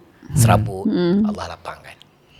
Lepas tu satu persatu Allah ringankan. Wa wada'na anka wizrak. Saya adalah orang yang saya menjadi saksi bagaimana Tuhan akan sentiasa menghantar bantuan ketika mana saya sedang dalam keadaan yang sangat sukar untuk berbuat apa-apa pun. Dan semua itu berlaku depan mata saya. Dan hanya saya yang menjadi saksinya. Lepas tu bila apa-apa yang berlaku dalam hidup saya akan serah dulu. Sebab saya tahu lah ni Tuhan ni ada lah. Aku terlalu membuat lah ni. Misalnya pada saya, aku terlalu bekerja lah. Kalau aku tak boleh terlalu bekerja, Tuhan tak suka saya terlalu micromanage banyak benda dalam hidup saya. Tuhan nak saya angkat tangan, berserahlah. Ayat tu paling tepat lah. Alam nasyrah laka sadrak wa wada'na anka wizrak. Allah lapangkan, Allah ringankan beban. Allazi anqadha dhahrak, beban yang bertipa-tipa ke atas kamu. Tapi lepas tu Allah rupanya tak hanya sekadar melapangkan, tak hanya sekadar meringankan, Allah akan angkat tumbuh. Wa rafa'na laka dzikrak. Allah tumbuhkan engkau dan engkau akan disebut-sebut di kalangan orang-orang. Lepas Allah dah tumbuh tu mesti ada masalah. Ya, Ada masalah. Hanya dengan kita faham tumbuhnya Allah bagi dekat kita, kita akan dapat menikmati mudahnya jalan yang Allah akan jalan. Allah betul. akan dorongkan kat kita. So, kalau kena paling sekarang adalah rafa'na laka dzikrak. Sebab Allah kata Rafa'na. kami akan angkat engkau. Kenapa Allah kata kami? Kenapa tak kata aku? Dalam Quran kadang-kadang Allah kata kami. aku, kadang-kadang kata kami. Kenapa? Okay, ada dua pandangan. Dia kena faham bahasa. Bila sebut kami dalam bahasa Arab, bererti pertama, Allah tidak hanya sekadar mengangkat kita, tapi Allah akan gemblingkan keseluruhan makhluk yang ada untuk bantu Allah untuk Kekuasaan angkat kita. kerajaan Bukan dia. Allah perlukan bantuan, tapi Allah nak gembling semua untuk bantu kita. Takdirnya, malaikatnya, masanya, Faham? semua makhluk-makhluk Allah. Alam ini, kawan-kawan datang. Seolah-olah kau tak seorang. Kau tak, Ramai. aku akan hantar keseluruhan segerombolan pertolongan Ya, untuk engkau. untuk angkat engkau. Hanya dengan perkataan nun alif sahaja. Itu benda-benda yang saya sangat terkesan lah dengan ayat tu. Kalau yang paling latest. Kalau awak tanya esok lain pula tak tahu. Saya tanya. Sebab kita cakap your current life. So banyak kalau kita tengok inilah reaction kita orang kalau berbual dengan Hafiz Faiz. Minta maaf, kita orang memang kalau Beginilah. kalau dengan Hafiz Faiz memang kita bagi laluan. Mutiara-mutiara tu keluar daripada batu-batu tepi jalan ni keluar. So itu antara inilah pengalaman Hafizul Faiz dengan Al-Quran daripada awal buka macam mana dia mentadaburi alam itu sehingga perjalanan dia berjumpa dengan satu lorong di mana dia mencari satu sumber pendapatan, tapi dalam masa yang sama sumber pendapatan itulah yang membentuk dia hari ini. Dan kita kalau ikutkan kita banyak lagi benda kita nak borak, banyak lagi benda kita nak cerita. Lama betul lah. Tapi Tak habis. saya Korang tak akan nak habis. saya nak lock Hafizul Faiz awal-awal untuk tajuk sakitnya sebuah kejujuran. Untuk Ya, podcast insyaAllah. akan datang. Tapi mungkin kita akan bagi laluan kepada panel-panel lain sehingga satu waktu kita buat sakitnya sebuah kejujuran, belajar dari perjalanan hidup Al-Ghazali. InsyaAllah. Salah seorang Sedap tu. ulama. Berbalik kepada surah Al-Isra' tadi. Kami di Favourite tentang surah kita, saya juga tu. kami di Surah tentang kita Al-Insyirah. dalam proses penerbitan. Betul. Ini maksudnya ini. Penerbitan dua buku. Buku Beritahu. pertama adalah buku Surah Al-Isra' karya Ustaz Syari adalah orang yang membawa Hafizul Faiz ke lorong ini, lorong yang mencintai Al-Quran. Siapa yang dah dapat buku first Ad-Duha. Ustaz, kita akan Baik-baik baik-baik sahaja. saja. InsyaAllah yang kedua ni tentang surah Al-Insyirah pula. Okey. Asyarhu lah. Alam Nasrah tu kan. Alam Nasrah. Asyah. Banyak nama kan. Sorry. So Saya suka panggil Insyirah. tajuk dia apa? Tajuk dia apa? Tajuk dia semua yang sesak akan perlahan reda. Semua yang sesak Oh. akan Dia- perlahan dia- ada. Okey, itu buku yang pertama. Saya lebih favourite kepada buku itu. Dan buku yang kedua ini. Buku kedua insyaAllah daripada Imran Zaki. Tajuk dia Tuhan Akhirnya Aku Menyerah. So itu The Art of Surrender, di mana Imran Zaki bawa beberapa Betul-betul. pandangan daripada Al-Quran, daripada sirah, daripada psikologi dan pengalaman dia tentang surrender, penyerahan. So dan mungkin akan datang kita selepas Al-Ghazali mungkin kita akan berbicara tentang Buya Hamka. Betul lah kan? Kita dah betul, pernah ya, buat tak satu pernah podcast sembang. tentang Buya Hamka. Rumi, Buya Rumi, Hamka. ya. Kronologi daripada dia jatuh cinta dengan Al-Quran tu kenapa? Cinta dan Rumi. So sebab Hafizul Faiz habis beribu-ribu beli Masnawi untuk kita orang baca. Tapi kita orang tak pernah terfikir nak buat podcast. So mungkin tu akan datang, kita akan. Tapi satu syarat dia, kalau korang nak kita jemput lagi Hafizul Faiz datang, ada satu syarat di mana korang kena subscribe. Dan Korang komen. kena komen. Nak. Nak share So kita akan paksa dia datang lagi walaupun bilik di sebelah je dengan studio. Kenapa kalau view tak banyak tak nak datang ke? Tengok. Tengok demand tu kan. Aduh. Saya share. Share kepada Kalau kawan-kawan. begitu rajin-rajinlah korang share tolonglah dengan bantu kawan-kawan kami korang kan. video ni. So saya nak serahkan balik kepada Siapa? Hafizul Faiz untuk Soalan last ke? kesimpulan daripada memaknai Faham. atau mencintai Al-Quran ni. Mungkin ada satu pesanan, mungkin ada satu pengalaman abang yang Final abang, say, final yang say. nak kongsikan. Apa dia? Okey. Al-Quran ni dia tak pernah cuba untuk menjadikan kita lebih daripada orang lain. Kita kena faham benda tu. Kalau untuk kita rasa tersentuh dan untuk kita rasa serak makna Al-Quran, kita harus menjadi yang paling menyerah dan paling rendah. Sebab tidak ada orang yang mampu untuk ambil faham Al-Quran kalau dia menjadi orang yang paling lebih daripada orang lain. Satu. Yang kedua, keikhlasan adalah satu-satunya pintu untuk kita rasa tercerah dengan Al-Quran. Dia macam ironi lah. Kita perlu menjadi orang yang paling ikhlas tu. Khalas tu maksudnya orang yang paling di dalam bahasa Arab khalas tu bermaksud menyapu debu-debu. Kita harus berusaha untuk menyapu debu-debu untuk kita digambar, untuk kita dapat cahaya. Kata Rumi, kamu harus berusaha menjadi hati yang paling patah untuk kamu disuluhi cahaya. Tak mungkinlah cahaya tu boleh suluh Kalau ada tembok kalau ada tembok yang besar. So untuk masuk Al-Quran sama. Apa yang Rumi maksudkan tu sebenarnya Al-Quran. Pecahkan hati kamu ketika kamu patah itu, masuklah ke dalam Al-Quran. Itu sedikit apa yang saya boleh kongsikan lah. Sedikit. Faham. Sedikit tapi sangat bermakna. Ironi sedikit. Puan ni ada apa-apa nak kongsi sikit? Sekian. Janganlah sekian. Daripada apa yang dapat daripada Hafizul Faiz hari ni, kita dah dapat banyak. So kita konteks Ataupun hari ni. nasihat kat saya. Apa yang awak punya harapan kepada seorang saya? Kalau tanya harapan, terus membaca tafsir dan berkongsi. Itu Apa? hari ni. Sebab kalau tak ada, Apa tu? Harapan. tak apa-apa je yang kau nak cakap kan, bagi contoh banyak tadi. Itulah. Faham? Daripada konteks kita punya perbualan hari ni, apa yang kau belajar ke? Apa ya? Banyak Audi kena potong ni. Banyak puas. Okay. Tak tahu. Tak tahu, okay, tak ada. Okay, awak rasa apa? Bila dengar apa yang kau dapat simpulkan untuk sesi hari ni? Senang. Dia macam nak puji tapi ada orang dia jadi It's macam okay, tak cakap nak. je. Cakap mana Every kamera day, dah pandang orang. Okay, korang macam ni. Saya dengan Amir dah berapa tahun jugalah kenal Hafizul Faiz. Tapi every single time kita orang lepak ke, makan ke, ngopi dengan dia, sentiasa ada POV baru. Tak kisahlah daripada Al-Quran ataupun Hamka ataupun Rumi ataupun side-side dia yang lain. Tapi Banyak lagi ke side aku? happy. Banyak. Bipolar. Jangan nampak. Okay, sorry. Tapi happy sebab dapat mengenali seorang Hafizul Faiz tu macam mana, dan rasanya kami akan cuba kongsikan lagi lah side-side ini yang berilmu dan bermanfaat lah insyaAllah.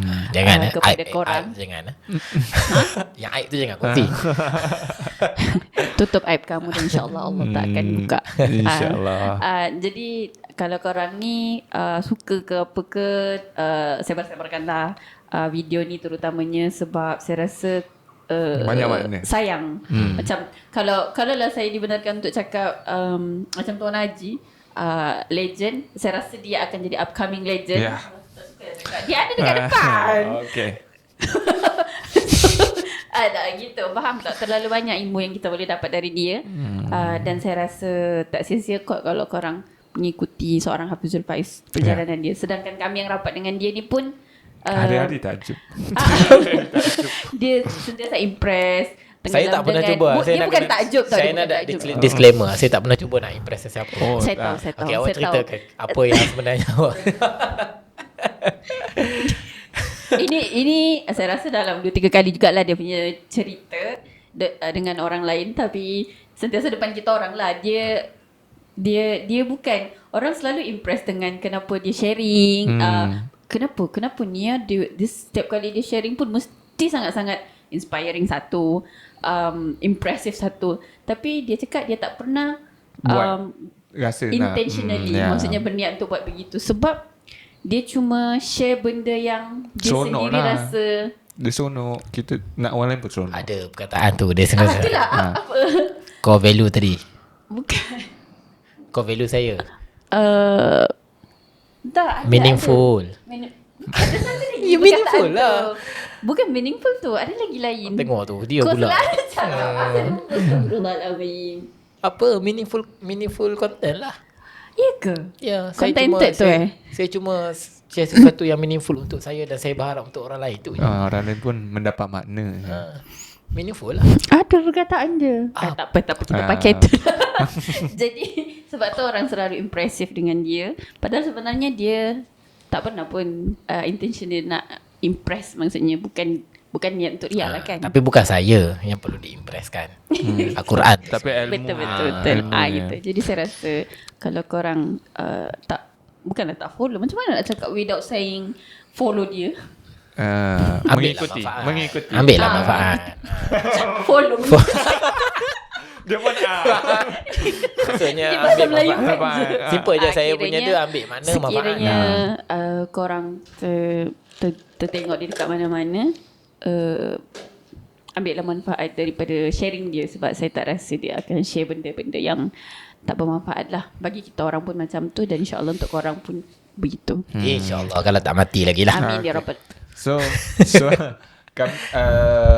Hafizul Faiz adalah mentor. Mungkin kepada ramai orang, bukan kepada kepunyaan kita orang saja, tapi dia mungkin mentor kepada ramai orang. Betul. Tapi saya dan Hafizul Faiz ada seorang guru yang sama, walaupun dia tak mahir bahasa Arab, walaupun dia tak bagus dalam bab-bab keagamaan, Siapa? tapi dia mengajar tentang kehidupan, iaitu Zainal Rashid Ahmad. Dialah yang memesan Tuan kami, dialah memesan kepada kami supaya lebih melihat kepada makna berbanding nilai. Legend doh, Dialah Tuan yang Haji. memesan atau mengajar kepada kami, dan mungkin Abang Faiz dah dapat tu sebelum pertemuan Real lagi. legend. Tapi mungkin saya terkesan waktu tu sebab saya pun muda lagi kan. So makna lebih penting daripada nilai.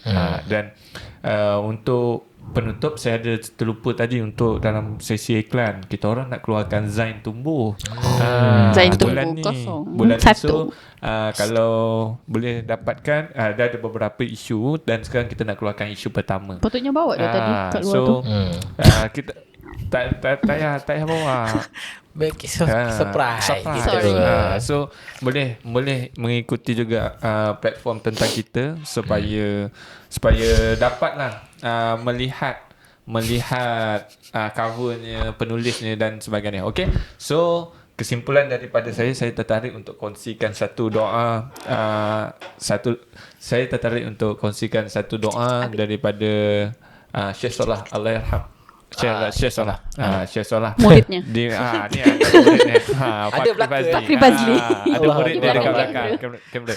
Di mana doa ni panjang, tapi saya suka part yang wahai Tuhan, jadikanlah Al-Quran ni pengusir kegelisahan, pengusir kesedihan. Amin. Kita, kan? Sebab kita pergi dah mana pun, duduklah dalam situasi mana pun, benda yang selalu kita rasa ada dua je, gembira dan sedih. Gembira kita mungkin terlupa, tapi sedih kita memerlukan bantuan kan. Dan harapnya Al-Quran lah menjadi penyembuh di sebalik segala tu. So terima kasih banyak-banyak bagi siapa yang menonton. InsyaAllah kita akan jumpa lagi pada sesi akan datang. Baginda episod yang akan datang. Tajuk yang saya sebut tadi ada 3. Yang pertama pasal Al-Ghazali, yang kedua pasal Hamka, yang ketiga pasal Rumi. Korang komen dulu, korang nak Nak yang mana satu dulu? Al-Ghazali, HM undi dulu, HM Hamka, HM Rumi. Kalau Rumi Macam sinonim tu, tentang cinta lah kan. Kalau Rumi, kalau Hamka tentang Belajar cinta dari Rumi. So kalau Hamka mungkin kita akan tengok point lain lah. So terima kasih banyak-banyak. Kita jumpa lagi. Assalamualaikum warahmatullahi wabarakatuh. Bye-bye. Assalamualaikum.